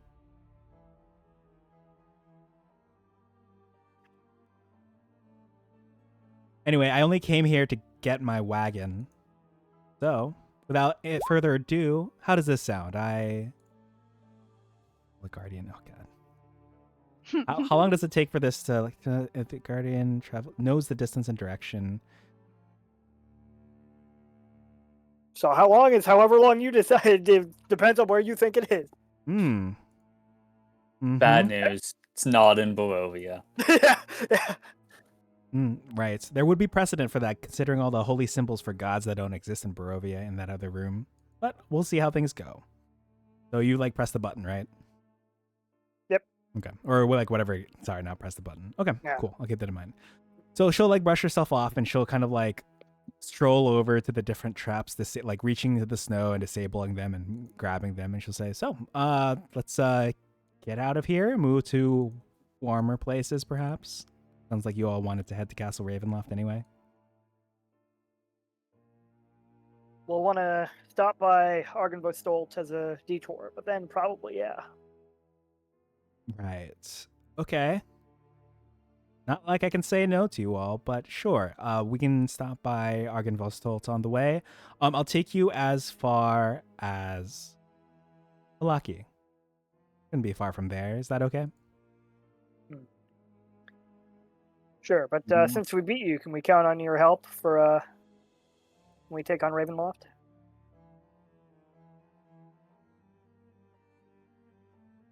If it's in the cards, she says, looking at your bag.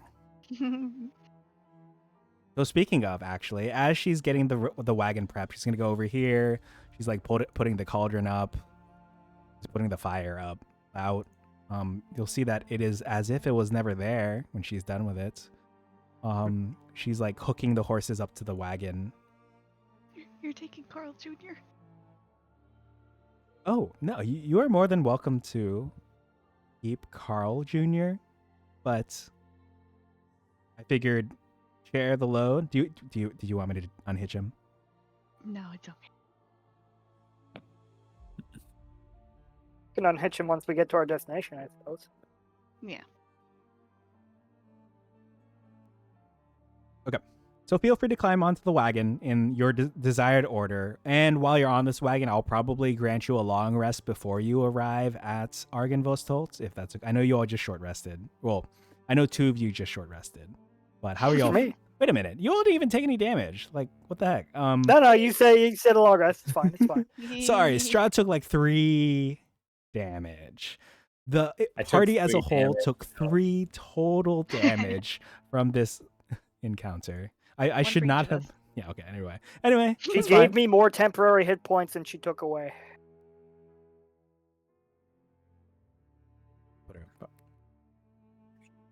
Okay. Ooh.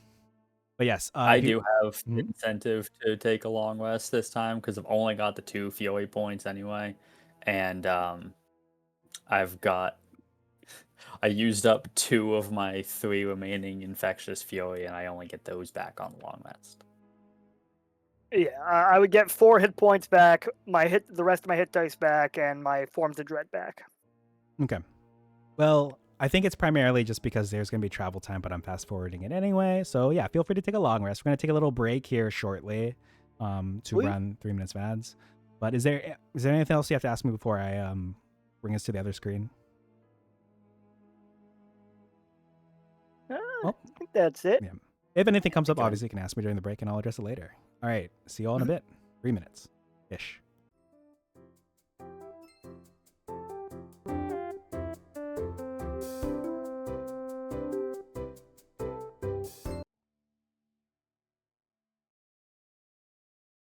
All right, the party is about to shove off. You are on your way to Argenvostholt.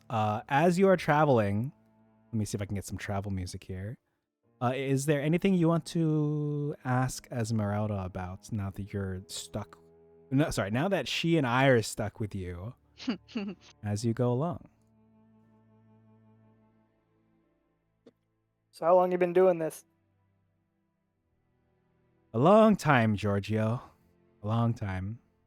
How old are you? That's a good question. His name isn't Giorgio. Oh god, she has dementia. No. Giorgio is a term my people use. I'm sure you've met other Vishtani before. Maybe the ones by Valaki or the ones by the village of Barovia. I mean, sorry, you had your reading with Eva. You went to the ones by Barovia. We met with both, actually. Oh. What did you do at the Valaki camp?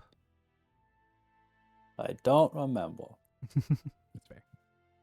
I think they referenced some of their people going missing, but nothing came of it. Right, that situation. We did not take that quest. It's okay. I'm sure the situation resolved itself, she says, looking at me. Yeah, probably, I guess. Yeah, for It depends on how you define resolve. But yeah. So, why are you all going to Argenvostholt? That dead place. Filling Gotta out check our up on some JRPG friends. party.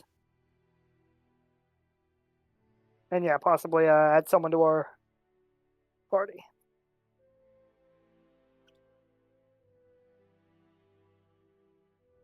I see. Sorry, I had to think about something. And this someone will help you in the fight against Julian? With any luck. Well, I would wish you the guiding hands of fate on your mission, but it sounds like you might be pretty well equipped for what lies ahead. All right. And before long, you all find yourselves, away from the Amber Temple. You cross the bridge at Selenka Pass. Maybe there's like a montage where some flying creature attacks you and you easily take it down as you're supposed to come across as you go across that bridge. But for now, you find yourselves back at Argynvostholt. Let me go ahead and take you to this map. So a question that I kind of insinuated earlier.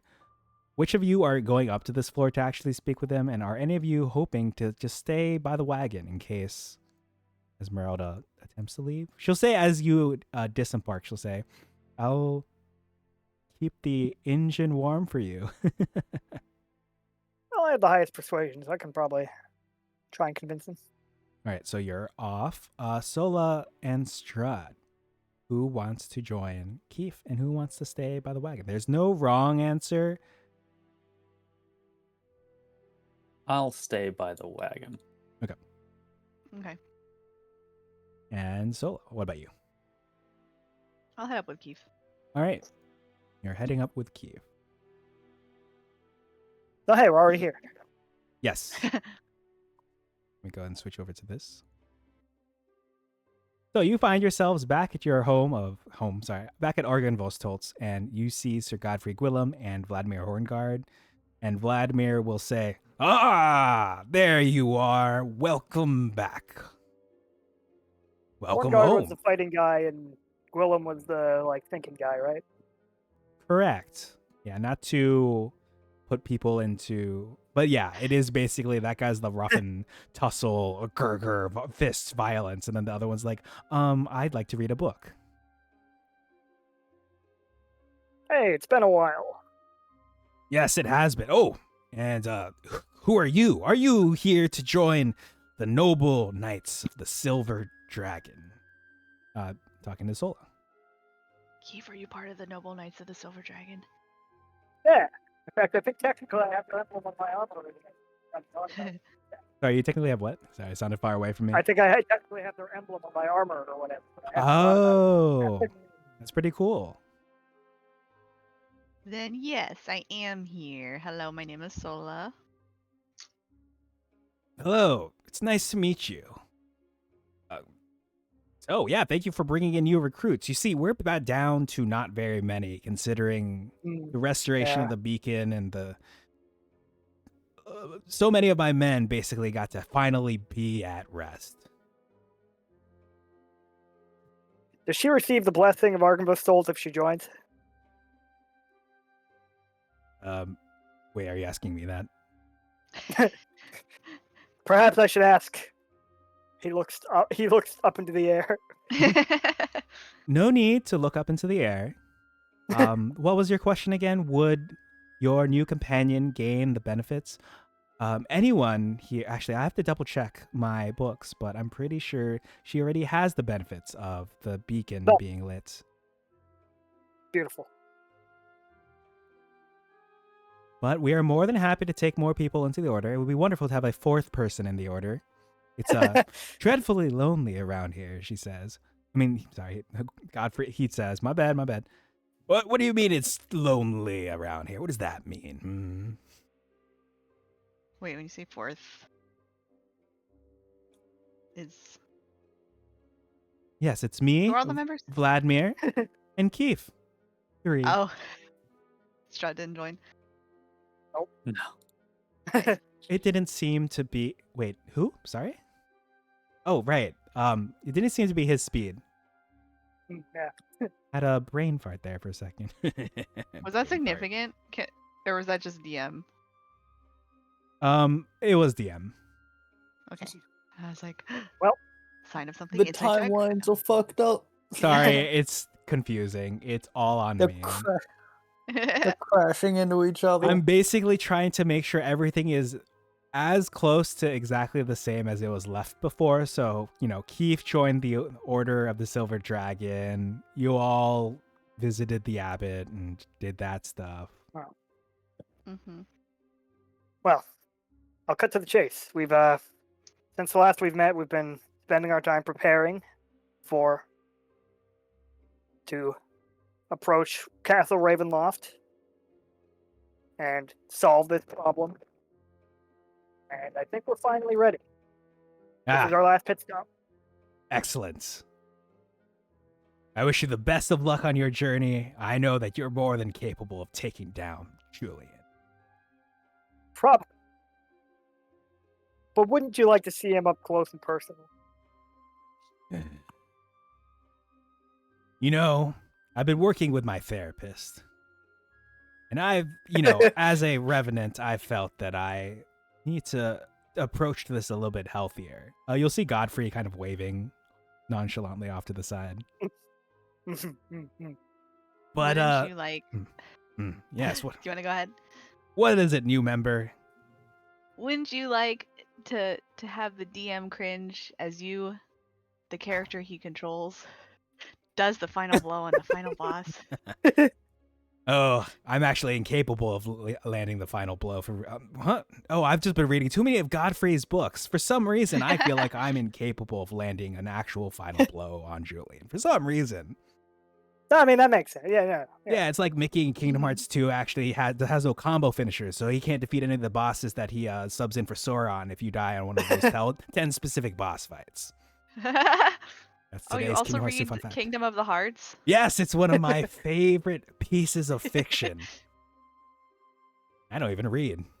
I normally have Godfrey read it out for me, and he does all the voices. It's great, especially the voice for Michael. Oh, so good. Mm-hmm. Michael Rodent's voice. Unparalleled. Michael Rodent. You would love the spell Audible. Well, Spell Audible. I gotta add that in sometime. Okay, wait. I So respect your dedication to therapy and dealing with your problems in a healthier way. Helping us would also solve your problems probably faster than the way you're doing it, but I understand. Can I ask you to roll me a persuasion check? You're just gonna actively tell this man, hey, maybe you should actually risk dying fighting it immediately in front of his husband. Yes, for another person who isn't Vladimir, 17 would be suitable, but for happily married Vladimir Horngard, I will say your roll does fail. But if I blessed myself, actually, you do I have a any? bless from Lux. Write down the usage. With the help of our beloved Shadow Deluxeon, you too could contribute to the well-known and oft-beloved bury your gaze trope. True. By dragging Vladimir into combat. That's a fucked up way of using Lux's bless. That trope only applies if they're the only gay characters in the setting, which these ones are.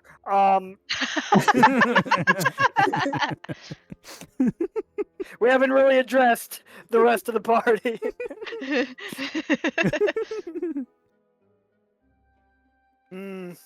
100% of my characters are specifically gay, but I am down to make this one straight just to make it so that you're a worse person in this situation. Nice.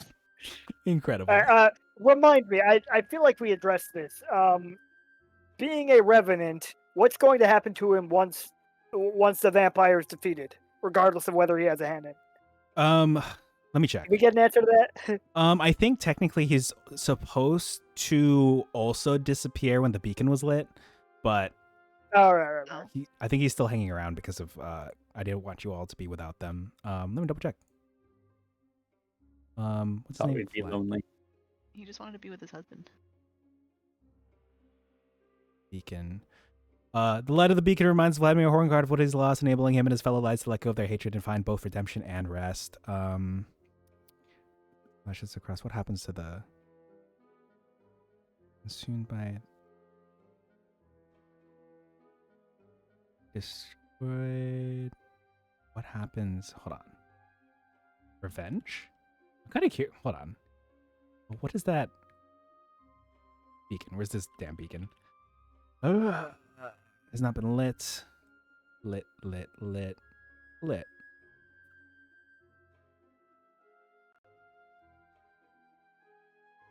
Doesn't part with it willingly Oh my unless the God. beacon. What's up? Look at what Coffee posted in the Discord. Take a look. Incredible. What does Michael- it mean? Michael Mouse moment.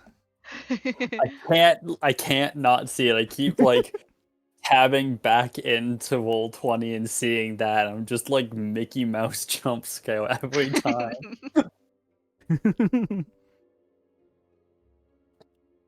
They let go of their hatred in their corporeal bodies, leaving corpses behind. Oh, as their spirits find rest Oh. along last normally. But as for if for the book's sake, if Strahd is defeated, I'm not actually sure. Yeah. So I'm sorry I can't answer your question, but I know it's an important part of your I got persuasion. Keith will then say, "All right, I understand." Like, why are you rummaging in your bag? What's that card for? What are you doing? No, you've convinced me. He's like, all right, very well. I won't You- push the matter any further. I think we'll be okay. He says, Use looking the at his code. amulet. Use the code to bring his husband instead. Damn. Throw your book at him. I actually, I'm pretty sure we determined that Godfrey is technically one of the targets for an ally, which I Who think is would be the interesting. funniest person to like force to bring along with us? Maybe the guy whose son we killed, the priest. Hell yeah, let's bring that guy. Oh yeah, because I think he was a choice, right? Well, his son was, but his son's dead now.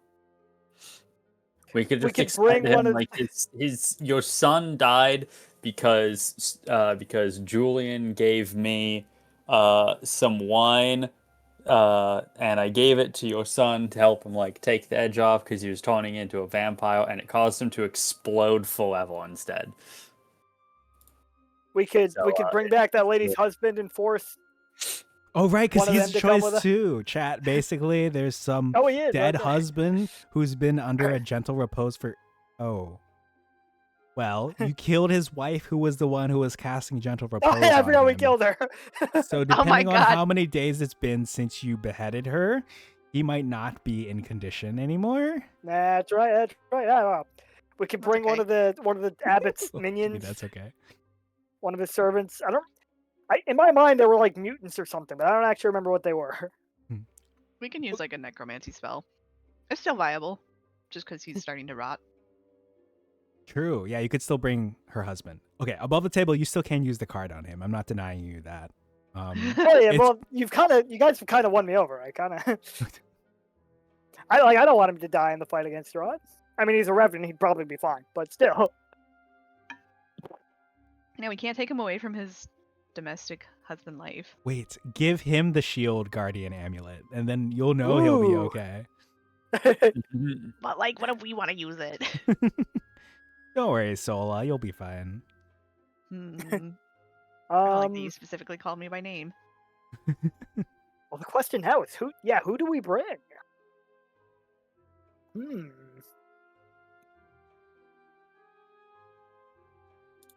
Okay, good thing I didn't start working on his stat block then for the fight. Oh my god. Oh my God. I mean, obviously, Is like he his not ga- just a revenant? well, the thing is, someone has his weapon, so he has to change Oh, his yeah. combat style. Yeah. Would Well, do such in a that thing. case, I will bid them adieu, saying, "Well, the next time we meet, if we meet, then it will have been after this land has been cleansed of its tyrant." Just come back downstairs and just hand the code directly to Ezmerelda, and she just like looks up at you with tired eye. Lord Speed, Keeve. Wait, No, actually, we got to use it on the dragon. Wait, was he a ghost? He was a ghost, Oh, right? yeah, it was basically a spirit. Yeah, he got killed. Okay, He wow. got killed like 1,000 years ago by Julian. Damn. Hehe.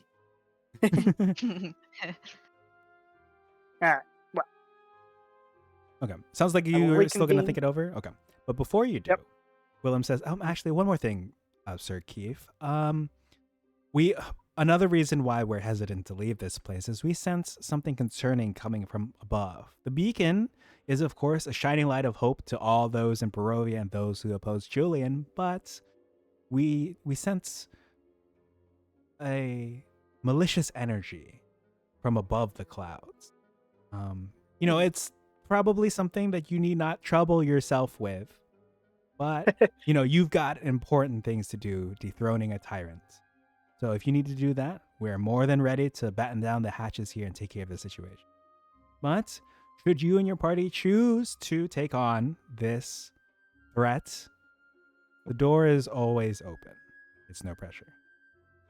And hypothetically, taking on this malevolent entity could further strengthen the beacon's. Further, He just kind of trails off. Would we get cool shit for beating the optional super boss? you would of course be handsomely rewarded for beating the optional super boss. And also that reminds me, the reason why I wanted to give you the long rest is because you leveled up after defeating Ezmerelda to Avenir. Congratulations. Take your level up. Hey! Yippee! I mean, if I got up. I completely forgot. All right. Go ahead and swap over the music while you all do your level 50 ups. HP, guys. God, why do you have so little health? What's wrong with you? So in addition to hitting level 11, because level 11 is boring as fuck, you all get an extra attunement slot, bringing your attunement slots up to 4 total attunement slots. Congratulations. Sweet. Does the amulet require attunement? Bramo, thank you for the hydrate. I will work on that now. Let me just double check the amulet. Honestly, I'm looking at it, and I think this book has specifically fucked me over because I'm looking at the master amulet listing and the command amulet for 2024. I'm just not seeing don't get me wrong. It was really tempting to deprive you of the extra attunement slot so that you would have to choose. But if it requires me to attune, that's fine. But if not, I guess I'll attune to the trident, because wasn't there some bonus shit where like people attuned to it could like pass it between each other or something? Oh, right, the group attunement, yes, for the Sun Sword plus. Yeah, if you, depending on who attunes to it, you can pass it like basically Final Fantasy 15 Noctis teleported to each other. Or whatever is going on in that game. I haven't played my copy yet, but I've seen the anime, I've seen the movie, I've played the demo. I eat noodles. That's probably what I eat after stream, honestly. Okay, but yes, Brian will take it for the hydrate. I will do that now. Hold on. I'll be right back. It'll be 1 minute. I'm not gonna go to a be right back screen. I gotta refill my water. Feel free to finish your level ups, and if you have any questions, I'll still be able to hear you. Okay. I'll be right back. And thank you for posture check and stretch hive.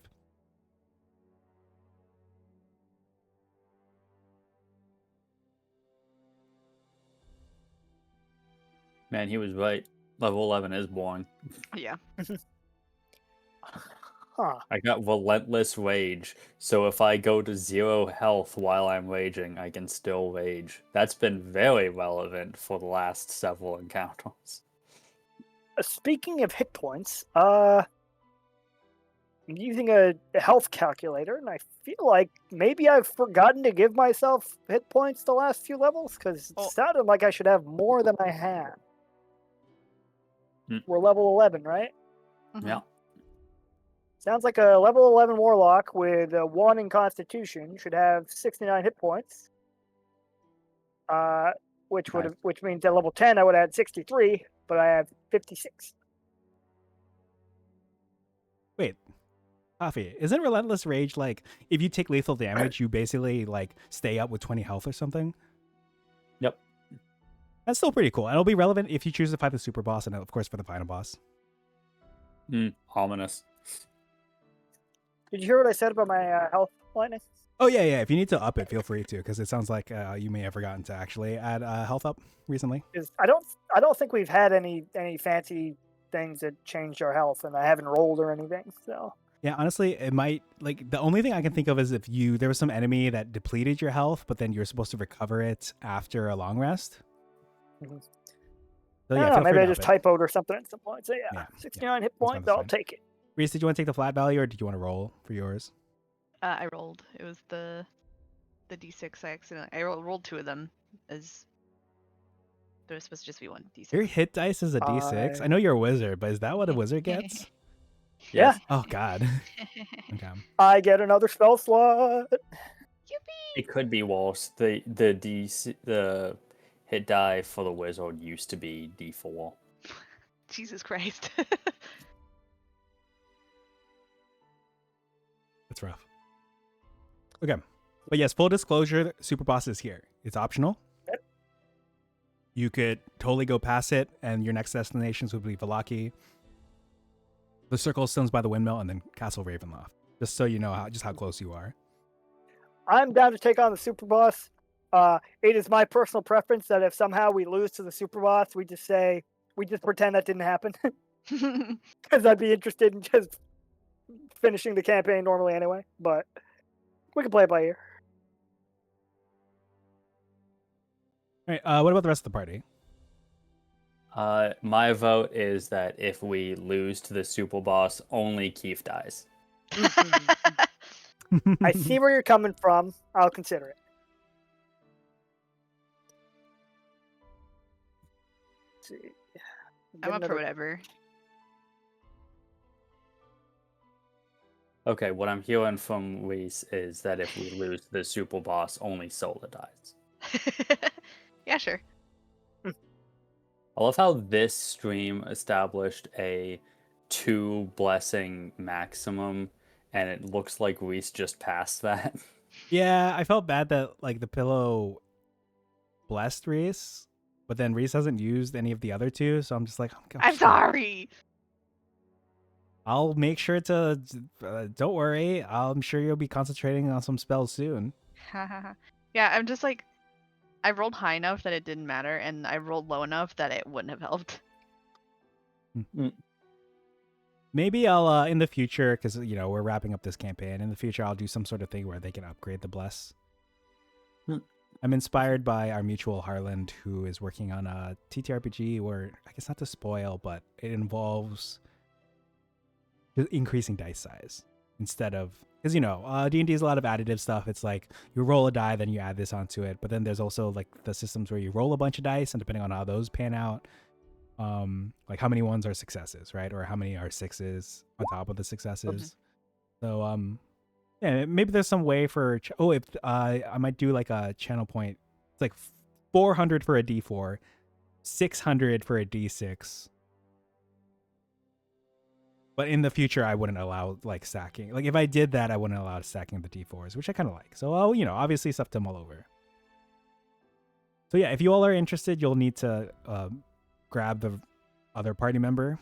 And as you finish up your level 11 stuff, feel free to play that out. Obviously, I'll just let you quickly go to the wagon and back. You don't have to go back downstairs or anything like that. So this is a meta question, and you're probably not going to answer it. You don't have to answer it, but I'm just gonna go out on a limb and assume that the final boss probably handles necrotic damage pretty well. I don't know. I'm not gonna answer pretty well, but definitely handles necrotic damage, because that was part of the reason why I was okay with you using the new version of the Warlock. Right. Because if you remember, Gotcha. you helpfully like compared the two, and I thought, oh, yeah, you can do a little necrotic fun shenanigans, sure.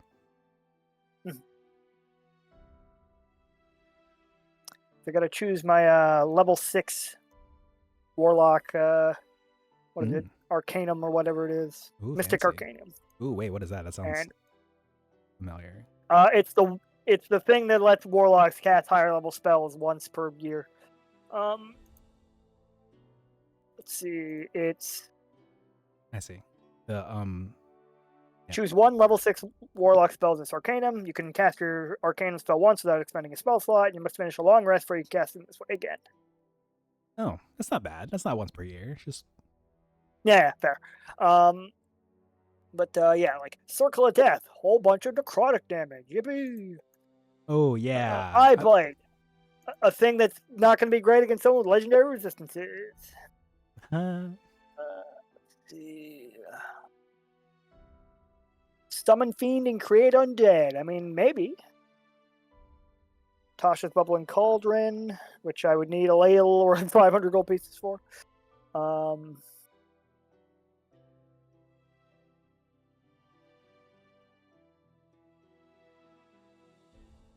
Give us some extra potions.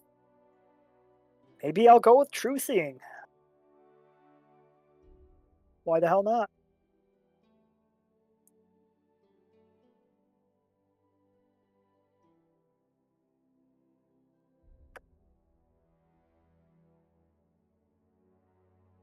Ooh.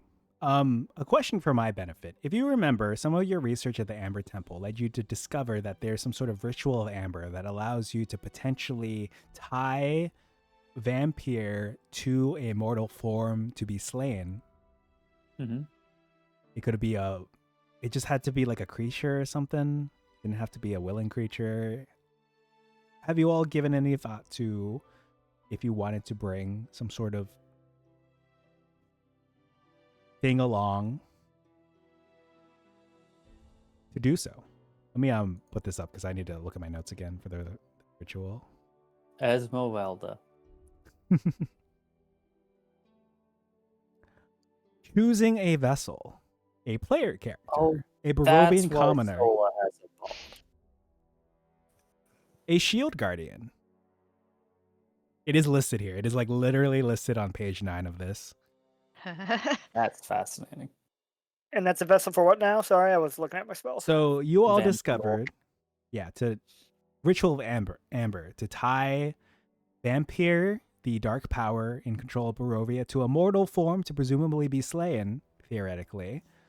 Was wondering if you had given any thought to that since discovering the ritual. Again, you can choose a player character. It says a willing player character or the party's fated NPC ally can sacrifice himself as a vessel.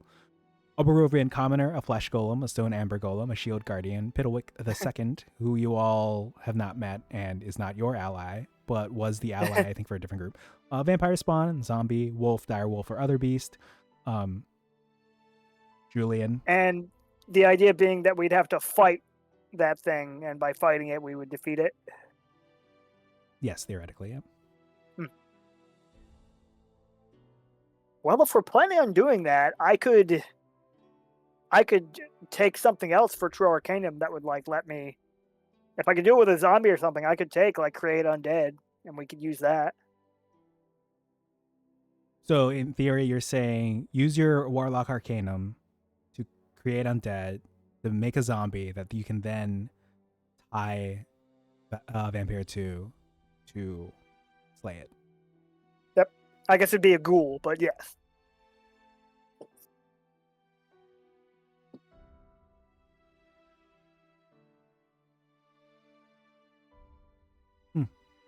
Obviously, that's something you don't have to think about right now, but I just wanted to see what your thoughts were on that. I'm down to try that. I mean, looking at these level 6 spells, most of them are probably not going to be super useful in these last few sessions. So, I mean, I could have that in our back pocket if we need it.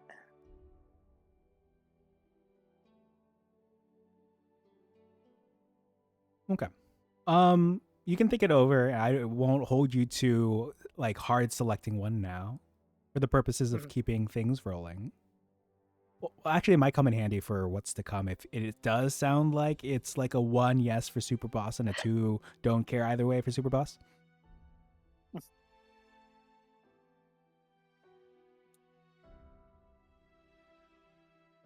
So you cut out a little bit for me. What was the question again? Oh, yes. It sounds, if I'm understanding correctly, it's 1 yes for Super Boss from Bralef, and then 2, it could go either way from you and Rees for Super Boss. I want to fight the Super Boss. Oh, you want to fight it. Okay.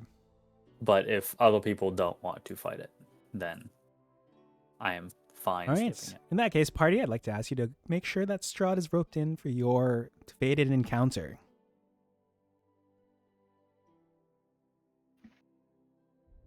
Oh, that's right now? Yes. Sorry, it wasn't. Okay. Basically, Sir Godfrey Gwillem and Vladimir Hornguard, they have concerns about something malicious, an energy coming from beyond the clouds above Arkenvostholtz. And they're more than capable of it taking it on themselves if you all just want to skip it and go straight to the final boss. But they definitely wouldn't say no to the help if you do choose to say yes to the super boss. Okay. Sorry, I realized that I wasn't clear that it's Yeah. it's knocking yeah, at your door. I mean, I'm down. I'll look out the window to see if my shield guardian has arrived yet.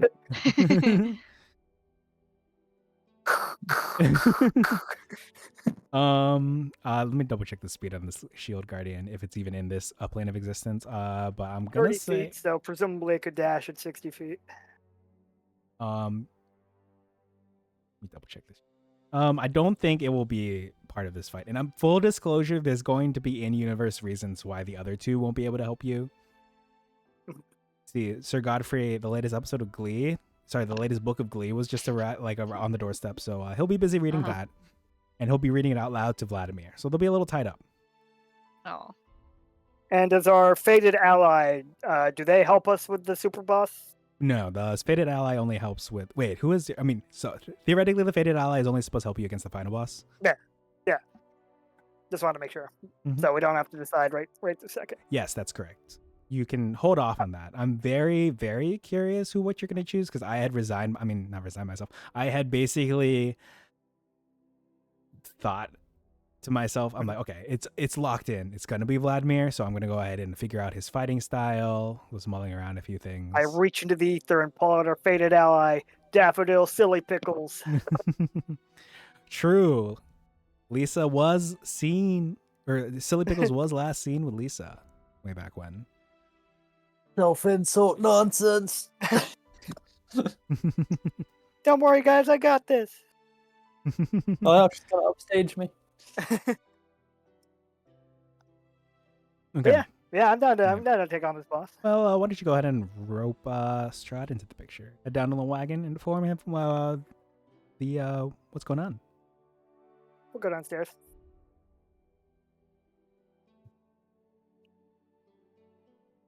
All right. Let me grab your token then and slide you over. And let's see.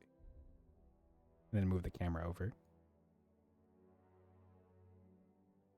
Presumably, Sola won't be far behind or busy talking with the others. But Keith, here you are. Oh, sorry, I forgot I was gonna maybe. I don't imagine Strahd had any future questions for Ezmerelda. But if you did, before Keith actually shows up, is there anything you would have wanted to ask her? As she's maybe she's like feeding the horses, brushing them down. God and Ezmerelda were just kind of like standing there with glaring daggers at each other for the whole time. Oh, actually, hold on. Before Keith arrives, I do want to run some stuff between the two of you. I'll go after you because it sounded like you had something to say. No, not really. Okay. So as she's brushing the horses, she'll say, "So, what's a vampire like you doing trying to take down Julian?"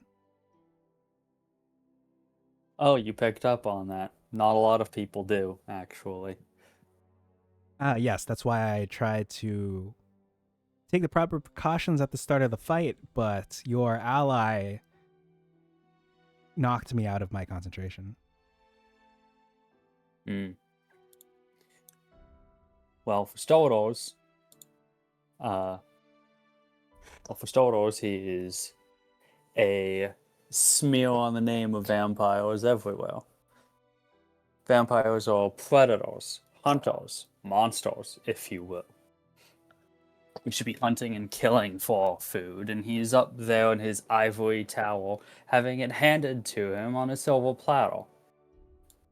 It's a bad example. I intend to make an example of him. Your fighting style was very impressive. Is it correct to say that vampires should be more of a front line combatant, just tearing and ripping into their opponents, and less on the sneaky hit and run side? I'm not a fan of the sneaky hit and run personally, but as long as you know you're out there like actually hunting, I don't see any issue with that. I like to be upfront and direct. Significantly more fun. I've seen vampires who like to stick to the back lines using spells to thwart their prey, and more power to them. But gods, does it look boring? I'll admit, as you can probably imagine, I've lost a family member or two to vampires. But the way you held yourself was very impressive, and it was the complete opposite of when I tried to go up against Julian. A lot of subterfuge and hiding and trickery, and it's not like the vampires I'm used to fighting. It was a lot of frustration and hiding in the shadows, and it isn't what I thought. It didn't go how I thought it would go. That's useful information to have. As you can probably imagine, I have lost family to vampire hunters. For what it's worth, you fight exactly how I expected you to. Yeah. Well, Extra precautions, traps, buffing magic, things like that. Frankly, I'm surprised you didn't start off flinging a stake at me. I don't know if it would have made much purchase, honestly.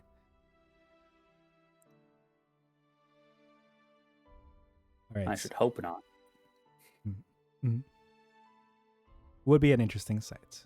Around now, Keith is probably arrived, and for Reese's and chat's benefit, basically, to summarize, Ezmerelda confided in Strahd that the fight up against Julian that she tried didn't go the way she expected. She's more used to vampires who are kind of like on the front lines, who aren't sneaky and hiding in the shadows, and just wasn't what she expected. But now Keith has come to presumably recruit Strahd for the boss.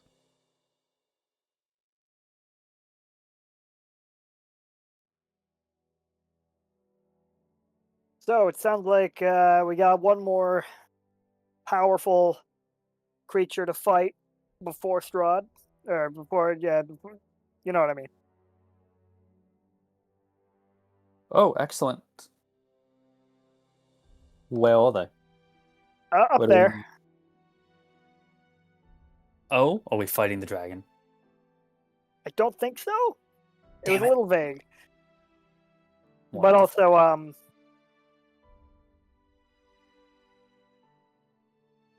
I decided to leave them here. I think I don't want them to die in the fight. They're happy together. You know they're already dead, right? Yeah, but so are you. Rude. Point taken, though. Very well. Does beg So- the question of who we should bring, though.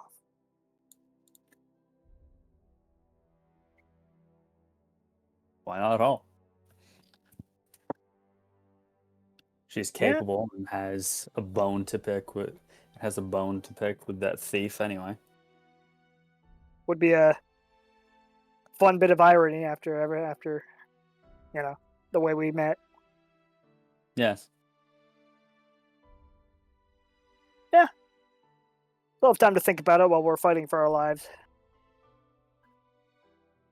Apparently the fight against Julian is going to be an exercise in frustration. Apparently he uses a lot of sneaky tactics, disappearing into shadows to prevent you from hitting him, that sort of thing. I'm gonna guess the fire bag trick isn't gonna work. But I'll try it. As long as we know where he is. Yeah, we should confirm that like it's him and not like an illusion, and then we strike. I can't believe that I've given you as a party not only 101 flasks of alchemist fire ready to blow, but a fucking shield guardian. Like, oh my god. Are those alchemist fire? Is that vanilla? Yeah. Her thing is rigged to. It's it's part of the trap, right? If you go in the door the wrong way, but I think whoever it was rolled good enough on perception that you were able to avoid that. So if you go the door the wrong way, your character is instantly incinerated. I think so. Damn. Let me double check. Pretty funny. That would suck ass if it happened to you, but Oh, like also objectively very funny. That is like at minimum 101 damage. Wait, actually, it is 101 flask. So the 101st flask is meant to ignite the other 100, but the book says DC 12 con save, 10 D10 fire damage on a failed save, or half on a successful one. That's how it is in the book. So like they're like it's close enough together. It's not like Yeah, okay. It doesn't stack completely. It's just, exactly. Okay. Yeah, that makes sense. There's a little bit of overlap. It's like how if you add multiple sticks of dynamite, it adds like an extra D6 or whatever. I see. Because for some reason there's rules for dynamite in the Dungeon Master Guide. There's also rules for laser guns, so. No. Alright. They're cowards. They're fucking cowards. It should be 100 D4. It's 100 D4 for I'm kind of curious what that would pan out as.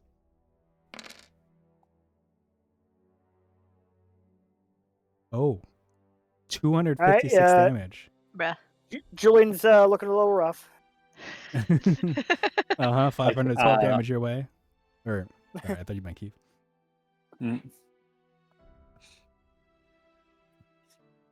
Oh yes, because I think Julian he's not have fire quite low enough to put the half health indicator on him, but I love going to stream and seeing a ton of D4s on there. Roll 20 is also cowards, and they refuse to let you they refuse to actually roll them all. You're right. Feel robbed. Indeed. Let me see. Does Julian still have? Oh, I see. Okay.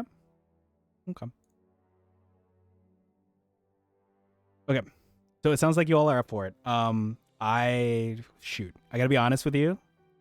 I want to check in with you all, see how you're all feeling for it, because we are getting close to the time. I don't think both phases would take. I don't think I could do both phases in like 40 minutes. I feel like I could do one. So I want to run it by you all, whether we stop here, power through for both, or just do one phase and call it there. Because I imagine I don't think we'd be able to do both phases.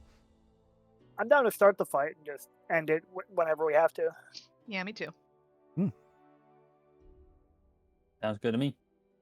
Okay, cool. In that case, what we're going to do is, because I have let me ask you all to get upstairs, back to the others. They'll tell you where to set up. And then after setup, I have to run a break. Do you want me to run the break before any cutscenes play out, or maybe after the cutscene plays out and after initiatives roll? I imagine before. I just want to double check. Yeah, before's fine. Before, yeah. Okay. Feel free to make your way back up to Godfrey and Vladimir, and they'll let you know the situation. Where am I? Welcome back, fourth member of the Order of the Silver Dragon. Oh gods, you joined? Yeah, why not?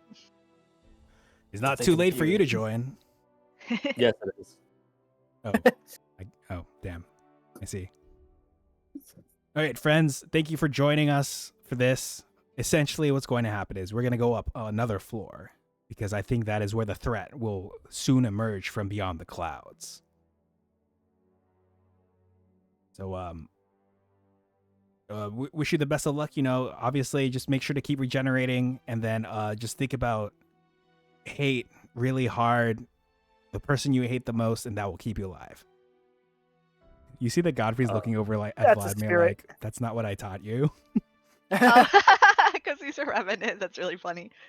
All right, so I'm going to move them up the map to the correct location. They're basically going to take the stairs that are to your southeast. A little step over here.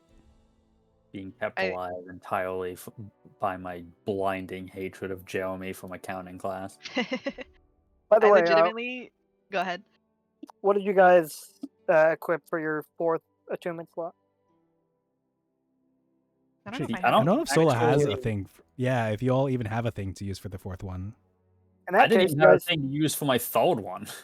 Well, in that case, you guys can attune to the weapon, so we can do the cool thing. Oh, I have to post that. I have to send that to Rees because I think it's in our group, like our group DM. Probably a pin message or something. Even Oh, if it yeah. doesn't come up, it'll be cool to have in our back pocket. You can like throw it to each other, and it'll damage anyone it passes through or something. Yeah. Ah. To recap for chat's Very sake, technically recall that. the Sun Sword is a very important MacGuffin in the Curse of Strahd campaign, but it sucks because only certain people, like certain classes, can use the Sun Sword. And I said to hell with that.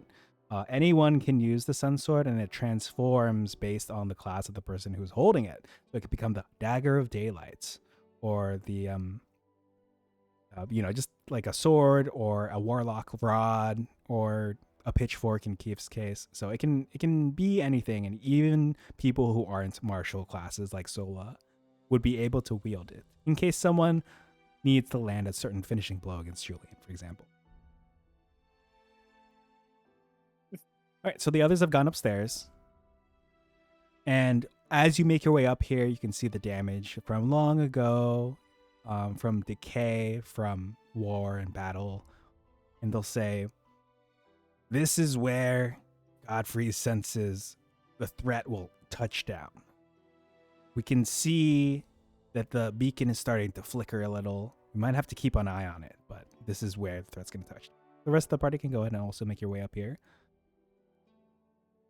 We sense it will come from the clouds, so if any of you need to get a better vantage point on the rooftop over there, that's probably 10 feet up for DM's ease of maneuvering anyone who wants to be on the roof over there. Oh, you can just climb up. Okay, no, very nice, very nice. Wish I could do that. Okay. All right. What? I can climb up walls. I can turn into a bat and fly. I can turn up into The mist. mist And float up there. I can ride on Julian's back and draw whoever the fuck. That's how I feel. You guys are weird. I think I've been pretty good about it lately. I've only been thrown off by it like once or twice. Mm-hmm.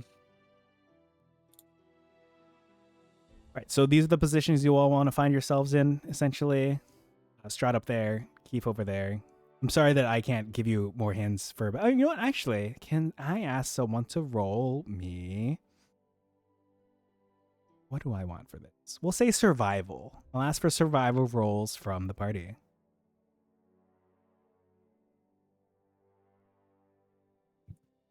Survival? Yes, survival. Okay, 13. 8.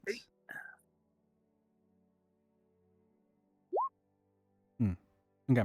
Sola, I believe you're the only party member to determine. You get you feel the hairs on the back of your neck raise. You sense that something is going to come from, to recap, the beacon of Argynvost shines from here throughout the whole, like a lot of people can see it from throughout most of the valley. And it pierces the cloud, which normally block all of Barovia, allowing vampires to roam around freely without worrying about sunlight. But even though this is a source of strength, you sense that it's also a source of weakness. And that weakness is going to be coming straight from there. To recap, as far as this map is concerned, the beacon is probably closest to... You see that set of stairs over there?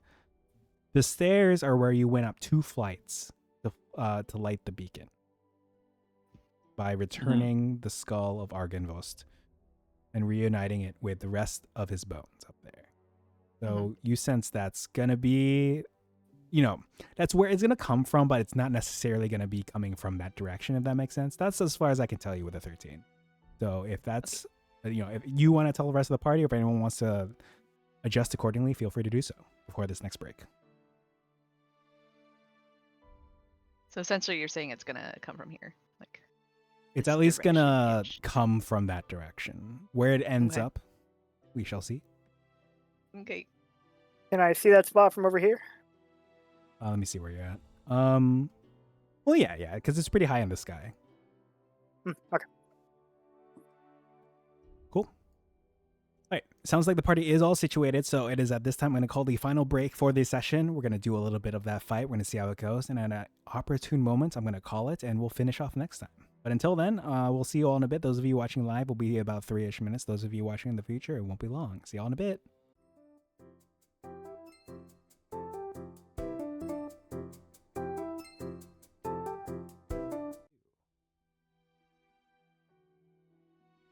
All right, break is complete. Blesses are stacked, at least on some of the party.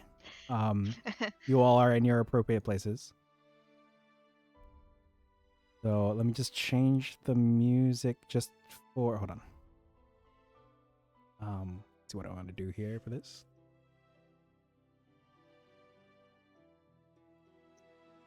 One more page.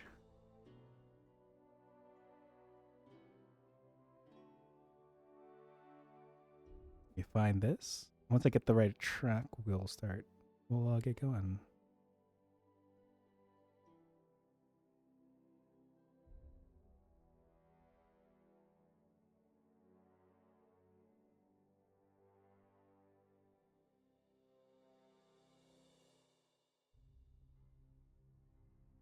Okay.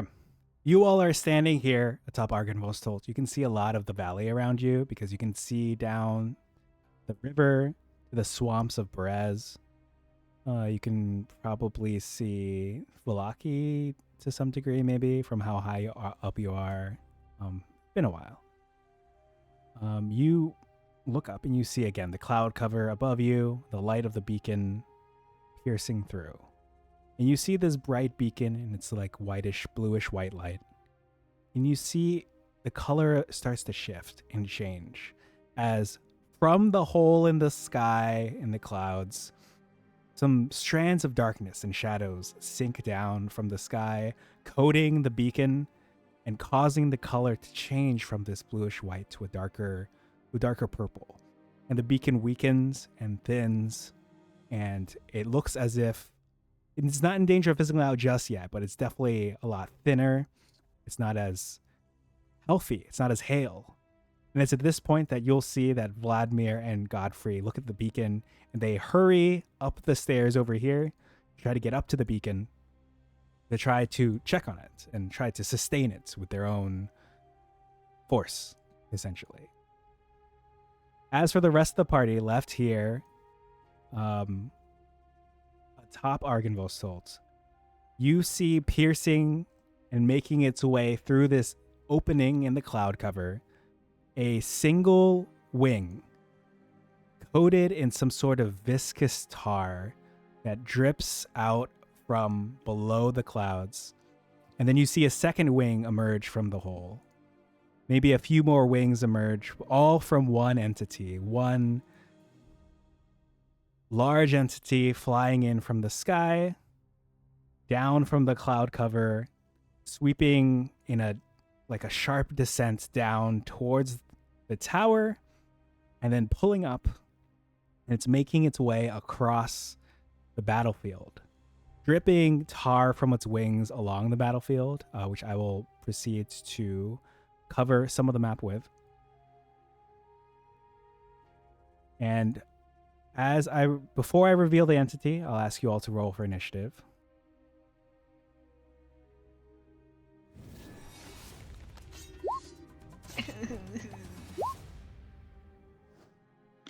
Not bad.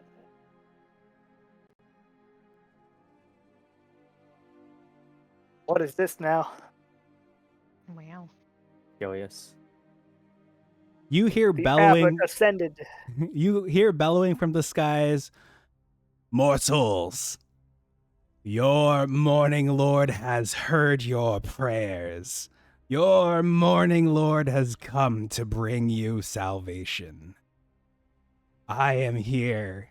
Come to me now. And you look off to the side. You can see with the black dripping wings a figure with greenish blue skin has made its way across the battlefield. Welcome, Internet. Thank you for the posture check. I am sitting up straight. Let me go ahead and get its initiative going here. Then music. We'll see how well it'll do. Initiative. Interesting. All right, Oh, the morning lord. I get it. I get it. Nice. I like that. We called the wrong deity. Sorry. Can you go home? Oh, this is really awkward. I am Oh, did you so run one of sorry. these? Or no, No, no, because the go home thing. I am so sorry. Have our prayers been have our prayers been showing up in your mailbox again? Oh, I'm so sorry. Sorry, we're looking for the morning lord, not The we morning, know right? You know, it's you. a common misconception. A lot of people think mourning doves are called that because they show up in the morning, but it's actually because they sound like someone who's crying. Oh, I love morning doves. Me hey, too. is that for real? I think you might have told Yeah, me it this is. before. I just want to double check. Yeah, 'Cause, it's What is morning this with a U. Tetris corruption he's summoning onto the battlefield? No, the Tetris blocks. Oh, back! One of the Back! things that's always really, really interesting about swapping off who is DMing between me and Lightning Yeah. is just seeing how differently we handle things. Mhm. Because like I don't know, like this walks. It is very entertaining, but it is not the way my mind would go when if I'm like I need to like have Tor covering this battlefield, and then I'd probably end up losing like an entire walking day, being like, no, I need to find like a specific picture of like a black ooze, but while it's like I w- flat as a puddle or I was something. considering using an ooze, yeah. I went through a few different iterations, but I feel you on that. Yeah. Okay. So it sounds like it's coded some of the battlefield with tar, which will be very interesting. Let me go ahead and get the music going.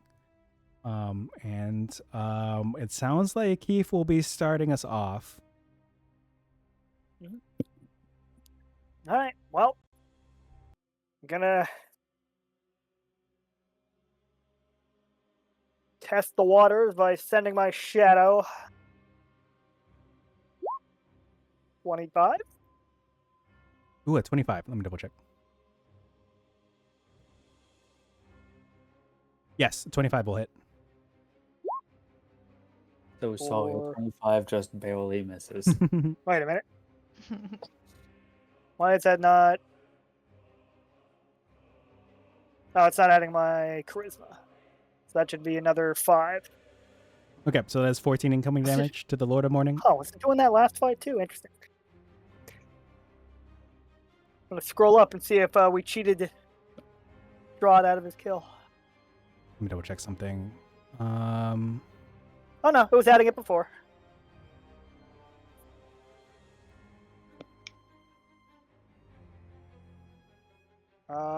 And I'm gonna guess this guy's immune to fear, but if he's not, he has to make that wisdom save. Let me check something.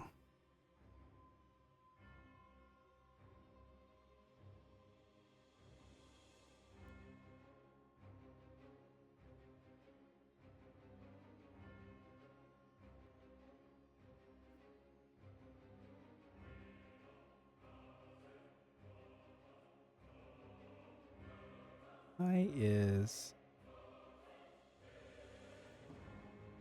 sorry, some of my numbers are off here. I'm just adjusting them. Okay, so it flew in, and you got in a very good first hit on it, and you said it's 14 total because it's +5. Or how much for the Shadow Strike? That's 14 damage. 14 total. Thank you. Give me just a sec. And then let me check its immunities. Oh, sorry. It is immune to the frightened condition. Unsmart. Second Shadow Strike. Oh wait, I'm not even in Former Dread yet, so it wouldn't matter. And I assume an 11 miss. An 11 will miss, yes. Let's see. I will enter my Former Dread though. That's a bonus action.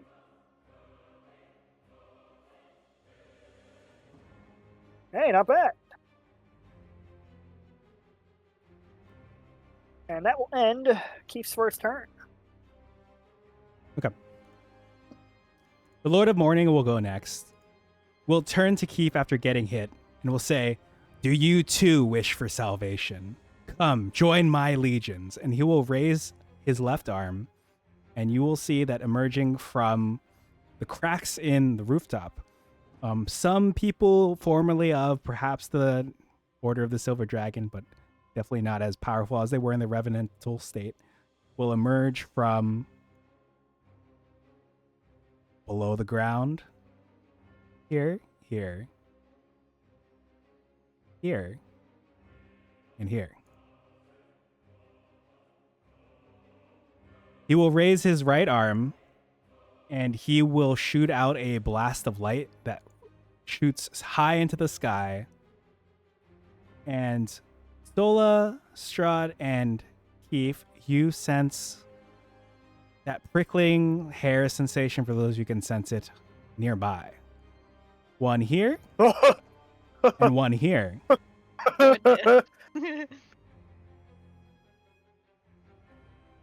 Yeah? Like a Venn diagram. True. Yeah, you want to stand right there for the most protection. Yeah. Next up, for its action,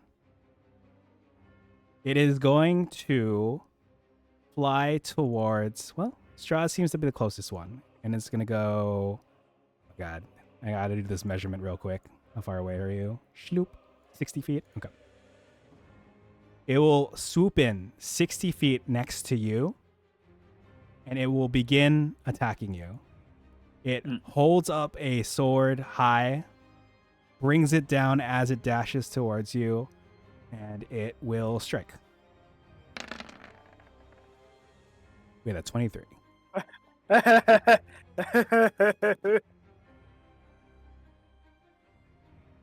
Oh. 16 plus 20 radiant damage. You're resistant to radiant damage, right? No, I'm not weak to it, but I'm not resistant to it either. Wow. Okay. Yeah, that hits. Minus 36 damage. Ouch. It's like more damage than I've taken in the last 5 fights combined.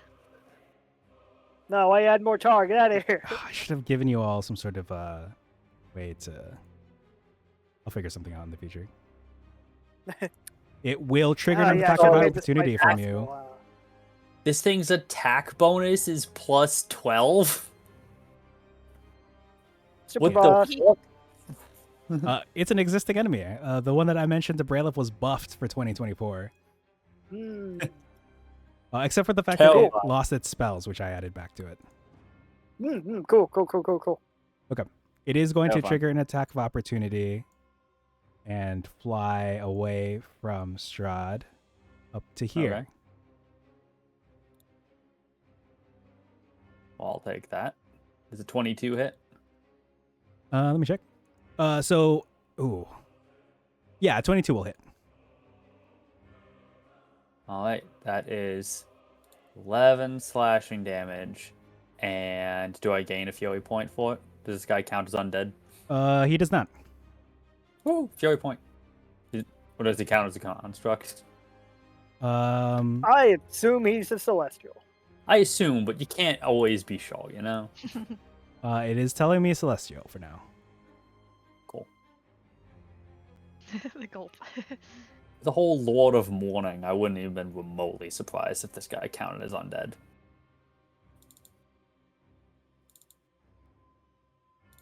All right.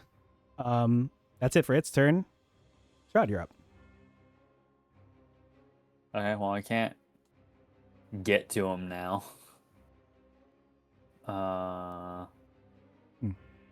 Anyone with keen eyes can roll me a survival check if you would like. Survival or perception? Right now? I'll do Yes. perception. 5. Dang. Bit preoccupied, I guess. Solo, you're more You than mean welcome like to roll if you like. Okay, I wasn't sure if keen eye was like a specific thing. No. It's just to see if you notice anything about this particular fight. Clue-wise. Okay, perception or what? Or survival. Okay, my survival's higher. Survival's pretty good.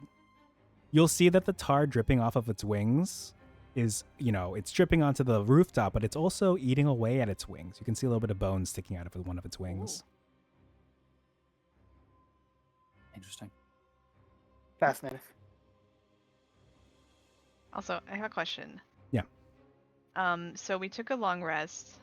I haven't done my portent rolls Oh yet. yeah. 'Cause I've Do you always want to do that now? done it as like a at the start of the morning sort of thing. Mhm. Okay. D20. D20. Okay. Okay. Could come in handy. Man, this guy has to roll a 5 to miss me. Christ. Is this what it's like to be? Is this what it's like to be you people? You people. Okay. Hold on. Back. Oof.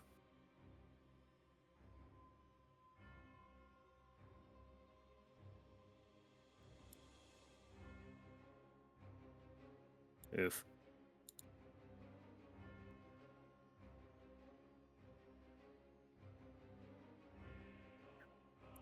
I'm just gonna operate under the assumption that whatever these things are gonna go off on this guy's next turn.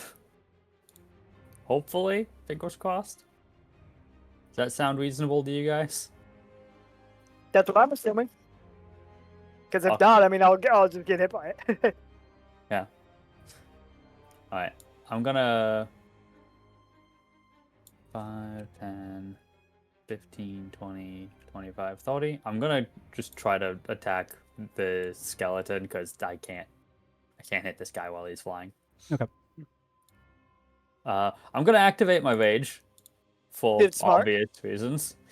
God, do I have any health potions?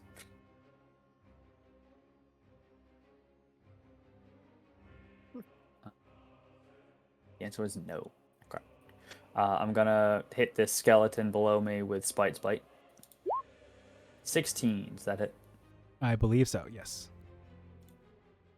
15 slashing damage. Okay. Plus my rage bonus. I'm pretty sure you're gonna down it. I just gotta double check. It doesn't have the fortitude thing, right? Yeah, okay. So it goes down. Are these just regular skeletons? Yes. I don't like how long it took, but Don't worry, they're here for a reason. They're not here just to pad the numbers for the enemy Dang. team. good to know. That kind of makes it worse, actually. Oh, they're here to Yeah. pad the numbers for the enemy team. Oh, good. Yeah, you scared me for a second.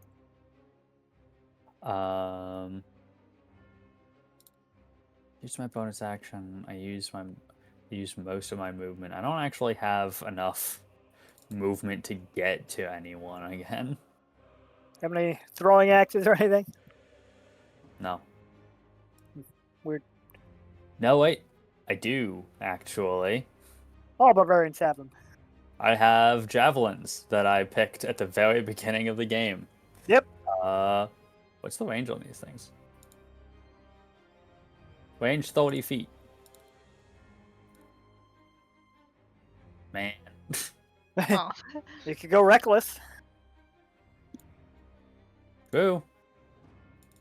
I mean, yeah, I guess it's the odds of this guy hitting me are pretty high anyway, so fuck it, I guess. Okay, so I am going to use reckless attacking.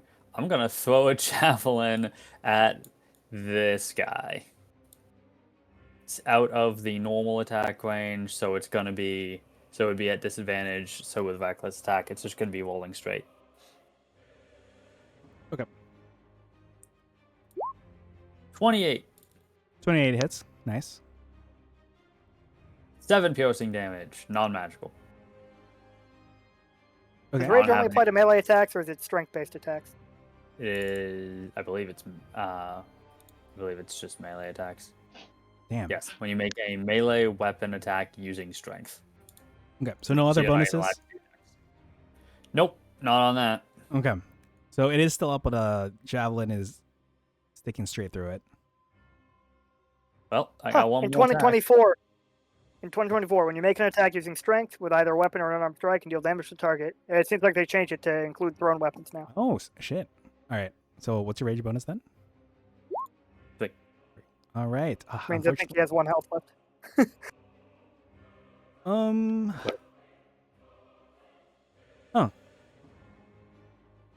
Maybe. So it's still up then? It is unfortunately still up, yeah. Oh, I've got one more attack, so fuck it. Do a javelin again. Okay, that one connects. That's another 10 damage. Damn, okay. That's enough to down it. Sorry to inconvenience you. No, it's okay. I've got another one over there I can use. You got 2 more, actually. Oh, yeah, sorry. I meant another one I can use for you specifically. The other one's for Sola. What the Oh. fuck? Right. Anything else from you? Nope. That'll be it. All right.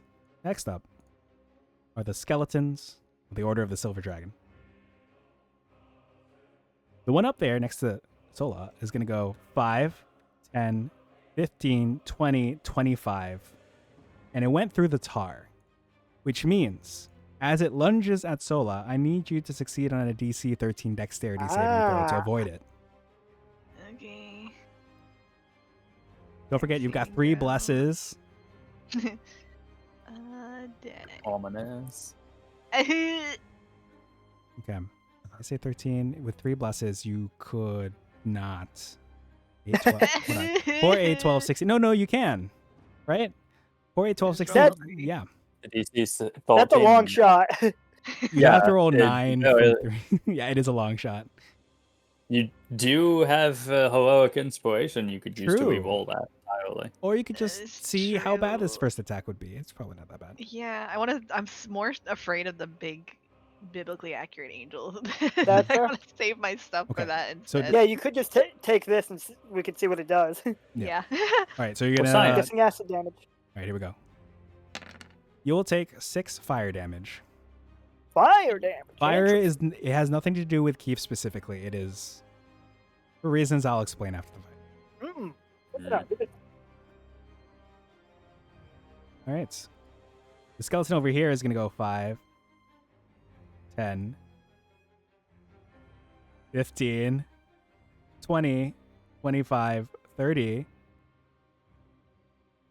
Damn tar. Is going to take the dash action now that it's covered in tar. And we'll go 5, 10, 15. Colliding with Strahd. Can I ask you to make me a DC 13 dex save to avoid the effects of the Oh. tar? Bullshit. It can do that just on like walking next to me. Okay, what did you say it was? Dex save? DC 13. Okay, give me 1 sec. I actually saw that I had something. I need to look into it. Danger sense. Advantage on dex saves as long as you're not like incapacitated or whatever. Thank you for the reminder of that. That was not what I was thinking of. No. But yeah. You have advantage on dex saving throws against effects you can see, such as traps and spells. To gain this benefit, you can't be blinded, deafened, or incapacitated. Wow, that doesn't even require. Cool. All right, well, rolling with advantage. 14. Very nice. All right, you avoid the effects completely. Hey. That's it for the skeletons. Sola, Keith on deck, the Lord of Morning after that, and we'll see how things go from there. Who wanted to even fight this guy? What's wrong with you people?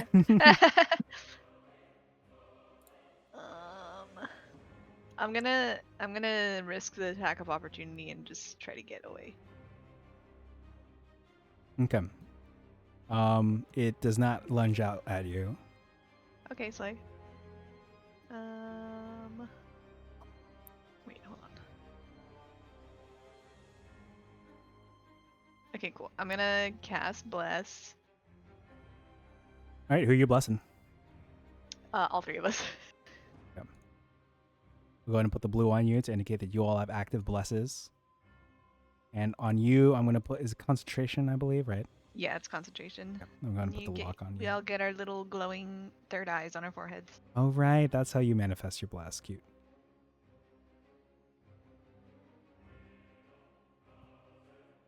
All right. That a what action is that in 2024? What? Yeah, still a main magic action. I assume so. Yes, action. All right. Anything else you like to do on your turn? Bonus action, reaction. Nope, that's it. Okay.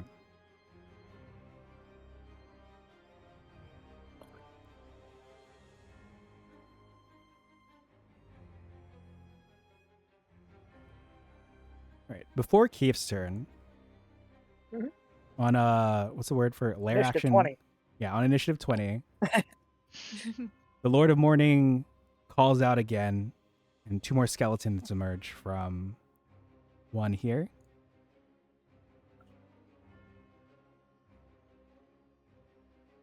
And one over here.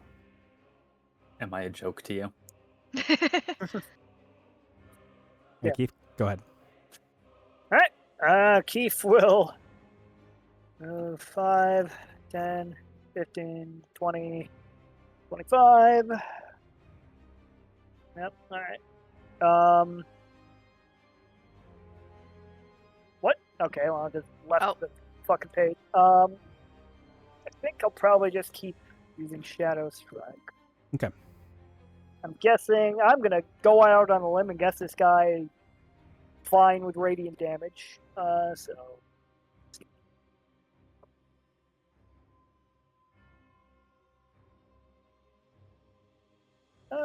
Yeah, for now I'll just use Shadow Strike again.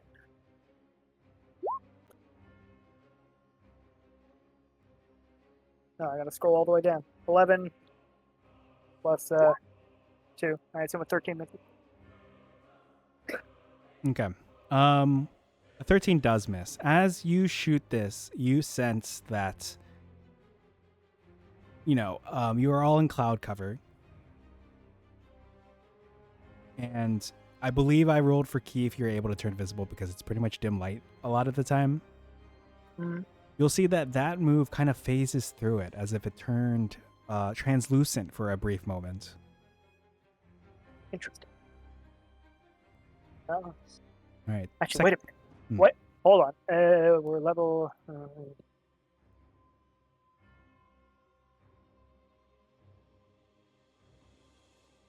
Oh, that's a game changer. We're level 11. I get 3 Eldritch Blasts. Ooh, all right. Nice. Give me your other 2 beams then. The 26. That's a 30. All right, the 30 hits. 13 force damage. And then another 50. Which one? Oh, 15? Yep. Okay. The 15 also passes through it as if it were translucent. Then, as a bonus action, why the hell not? Carrion will appear with a 16. Ooh, a 16. Interesting. And this is a melee attack, correct? Yep. Okay. I'll say that one connects. Don't like that phrase. 4 piercing damage, and then if for some ungodly reason this guy can take poison damage, you have to make that save. Yeah. Let me check something.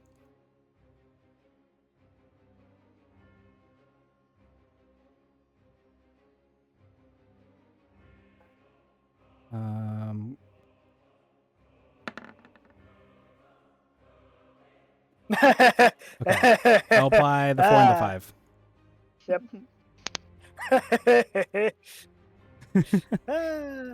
It's the same bonuses as to hit.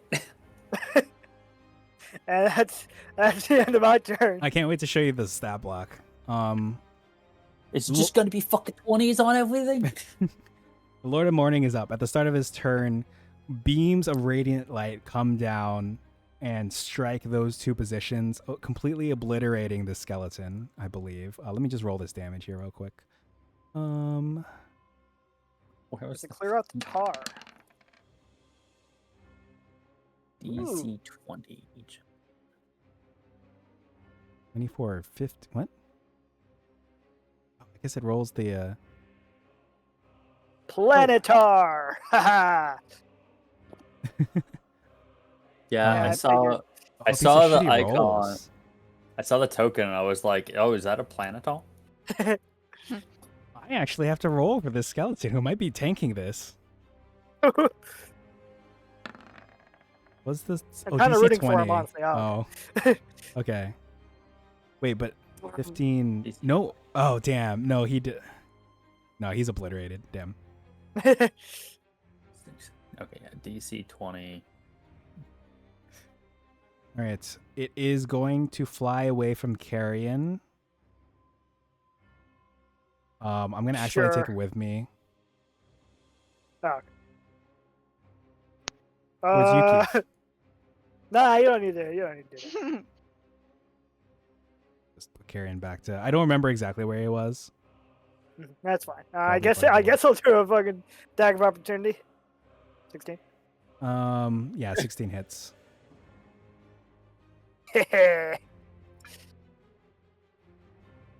Give me that DC 18 con save. Has a slim chance to fail.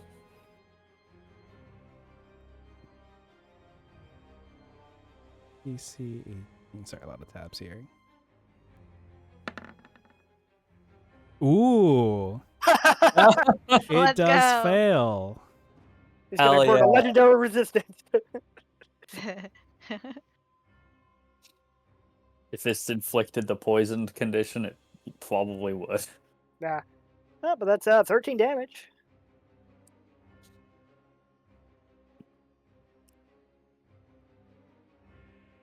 Lightning, you Yeah. forgot to mark him as being at half health.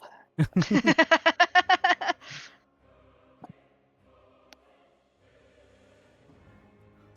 damage. Okay. A lot going on here. It is going to fly. I think I made it go 45, and it's got 120. Why not? You know, That's about what I expected. Planetar is doing planetar things. Very surprising to see that Lightning was the first between the two of us to run an angel boss fight. I mentioned the other night, I don't like using dragons as big, bad, evil guys, but I love the idea of using angels. Yeah. Hell yeah. Keith, did you want to make an attack of opportunity against it? Oh, he's flying away again. Yeah. I mean, I guess I can see if he's. Actually, no, I'm good. Okay. Interesting choice. It is going to raise its left. Wait, what was it? Left hand was for the skeleton. Its right hand high, and you all feel that same sense of danger and dread coming your way. One here, and one here. Yes. Christ. All right. What we'll do is, one more set of player turns, and then we'll take a break for session after that. Works for me. Okay.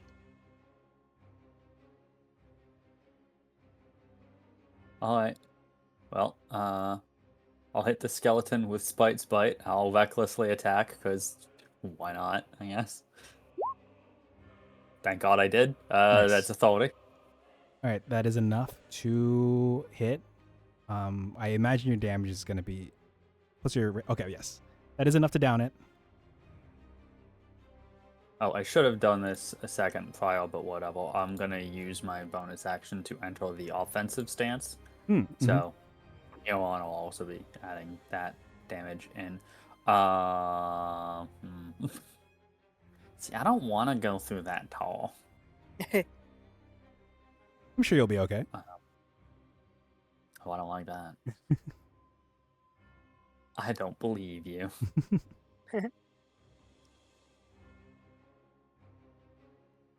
Bralef, what is your charisma again? It's 5.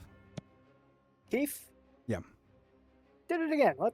Maybe my mouse is acting up. I have 20 charisma, yeah. Okay.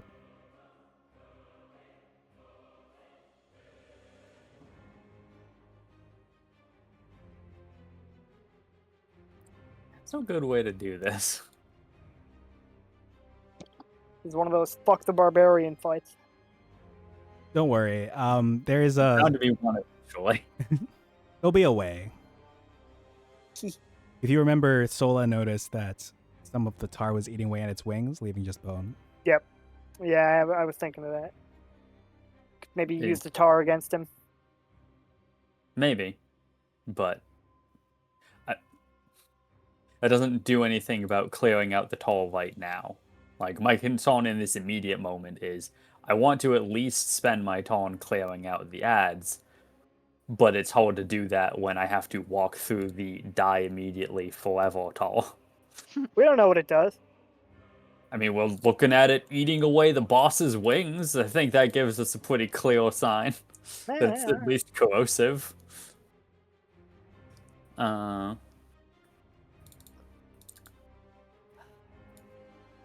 I'm just gonna go 1, 2, 3, 5, 10, 15.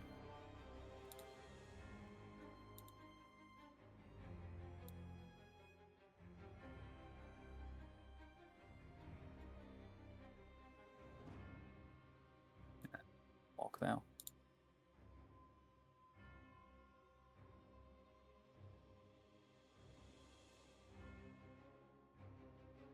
$20, $25, $30, $35, $40. I'm just gonna walk on the walls. And $45. Nice. Good way to get Inching my around. way over to that skeleton. Nice. Climbing down the side of this building, pointing at the skeleton. I'm coming for you. All right. Anything else from you? Yeah, I might as well just actually throw my javelins at it now that I remember that. Okay. I only ever brought 4, so I've only got 2 javelin shots left.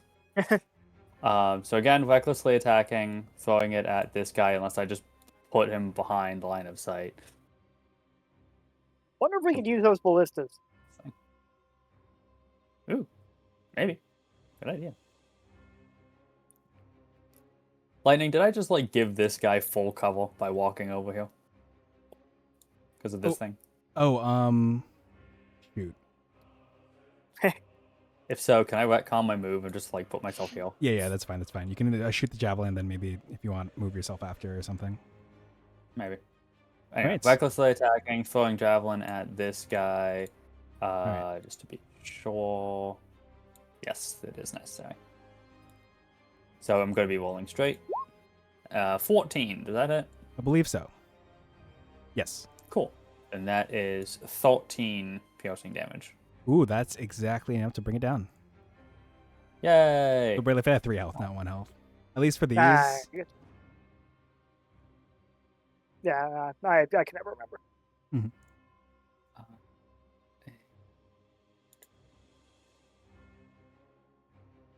Ooh, now the real question.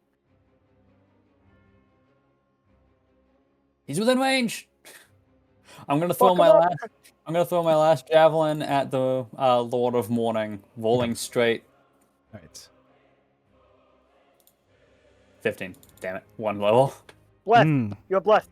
Oh yeah, I'm gonna use my bless. Well, no, you're under the effects of the bless spell. Yes. I know what you mean. 2. So that brings it up to a 17 to hit. Okay. With the 17, it uses its wing as a legendary reaction to deflect your javelin. But you'll see that more of the tar comes off of it because of the ranged attack. And more of its bony wing is exposed. Interesting.